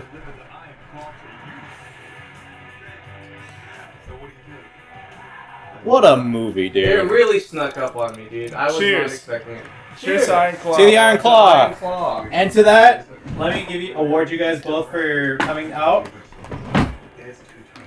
Shut No fucking way you did Shut up. No, now I feel bad. Can we take it off the list? Now I feel bad. Can we take it off the list? That's why I was like, Can I take it off the list? I was biting my tongue. Can I take it off the list? I don't want it up there anymore. I bite my tongue so hard. That's so sick. I gave you love guys you, your Eli. personal. I know you guys You're love. a whore. I have to get you something. I gave you guys your 10. I gave you guys a personal movie that you guys love. Thank you. Thank you, dog. Of course. And I have a special gift that we're all gonna take real quick. One shot, a Patron. Yep. I can already feel it. I can too. All right, so I'm like sweating thinking about it. number one is the Iron Claw. of Iron Claw, please the watch best this film. Friendos. And it's honestly fitting for the best Friendos because I love JJK, we love Toto, we love Yuji's We love best friendship. So it made sense why best Friendos is the Iron Claw is the best Friendos list. Yeah. All right. You want me to? Can I run? You want me to run it down? All right. The So list? Or you want? You should run down the list. you just run for unanimous. 10 through 6. You run 6 through 2. Okay. So first, with most honorable mention, we got American Fiction. We got at number 10. We got Guardians of the Galaxy Volume 3. At number 9, we have The Boy and the Heron. At number 8, we have Suzume. And at number 7, we have The And Holdovers. taking up from number 6, we have Godzilla -1, and number 5, Spider-Man Across the Spider-Verse. And surprisingly and very pleasantly, number 4, TMNT. Surprising. Will love that film. Yes, we have it. We have it. Physical evidence that it is number 4. Number 3, Killers of the Flower Moon. Number 2, Oppenheimer. And at number 1, the Iron Claw. The best Friendos top 10. We made it through 2023. Cheers. We actually got through a podcast. We We got can do through a it. We podcast can do it. episode. Thank you for Good. tuning in. I hope you guys enjoyed this episode. I can't wait to edit this entire episode from beginning to end. But what do you guys think? Comment below what you guys That want hurt. for number 2, episode 2, maybe an It's so anticipated bad. list of 2024, or maybe best 10. I don't know, anime, video games. I don't know. I feel like that one video where you're like, I lost. Or my maybe life we'll do a voice. throwback episode. Let's do top 10 2001 movies, 2002. I don't know. whatever happens, let's cheers to that. Top 10 best friendos in the book. Number 1. Ah! That sucked. I almost I did. literally almost saved. I literally thought about that one video that I have you. Ah! That wasn't juice. Yeah. I lost HP. Yeah. All right, let's go randomly. Top underrated movie that's not in our top 10 list. Just random one. Underrated movie? Yeah. Underrated movie. Oh, Sisu. Sisu. I think Sisu got overshadowed by like a lot of like the other. I mean, it was a good it was like a big. I feel like Sisu. Matt. No, actually, American Fiction because I know most people see it. No one's gonna watch. Oh, but that was my turn though. Yeah, Sisu. Saltburn. Saltburn. That's a good one. Saltburn, really good. American Fiction, fantastic too. Covenant is my That came out in underrated movie. 2023. Which one? Who's Afraid? Which one? The one with that one. The A. Bella's Afraid? Yeah, Yeah. 2023. That's crazy. Best. Most disappointing movie. Flash. Yeah. Fast X. Five Nights at Freddy's. Really? Hated that movie. No, I not- hate that. For me, I hate that For me, movie. it's 100% Knock at the Cabin because I didn't watch Flash, so. Knock You at the almost Cabin. walked out of the theater. I remember you telling me like, dude, I'm about to walk out of the theater on this Dude. one. I remember you hated this So- movie. Dude, they That was the could've- first movie we watched together Dude, they too. could have used Dave Wasn't that our Bautista. first movie of the year? Yeah, we watched together. That sucked. And I remember Andrew whispering to me like, dude, I'm about to fucking walk out of Pretty this. sure- Dude, fell I asleep. was so mad because of how bad it was. Like they literally, Dave Bautista is a good actor. They could have used him. Best movie based on real life. Cocaine Bear. Air. Tetris, good. actually. Air's super good. Oh, I haven't watched Tetris. Tetris. No, Gran Turismo. I'll take that. I like Air. Oh no. You know what? Dumb Money. Air was cool because Dumb Money. You want to know why I thought Air was really cool? Have you watched that? Yes. Okay, I thought Air was cool because it's like an underdog story for Nike, and I've like only known Nike as like a heavy hitter. The my entire dominant life. force, yeah. Yeah, and you're like, wait, they like almost fucking folded so hard. Yeah. We wouldn't have Jordans without this movie. Yeah. It's a good movie. It's It is. solid. Matt Damon was fire. Ben Affleck was fire. Best. I think we talked about best comedy. Oh, like, are we going for memes or being actually? Both. Why not? If I'm going for memes, best comedy for me is oh, bro, we watched it. What is it called? The Machine. Oh my god, yes, the machine. Oh, she God. was The so machine was so funny. different. Talk about it. It was For so like a funny. total meme. I didn't like the machine. It was, but I like, watched it. yeah, it was funny. It I was thought it was so funny. Like, is it gonna come anywhere close to top 20 now? But it was hella funny. A good watch if you're bored and you've watched everything else. Yeah. And I saw, I mean, recently, if you're for stand up, I saw Trevor Wallace just came out with his Prime. Yes. So I saw this one. Dude, I forgot Super Mario Bros. Came up. I don't even know where I'd put that. There's a lot of them. Migration was good. Migration It just was wasn't good. good enough to go my top 20. Really like fought well and hard with Super Mario. I wanted to either place it top 20 or like maybe push for a top 10. Yeah. But yeah, we did watch a lot of film this year, and I think it just don't get me wrong, it's a good film. Oh, Scream was good. Scream was good too. One of my favorite horror slasher films this year. I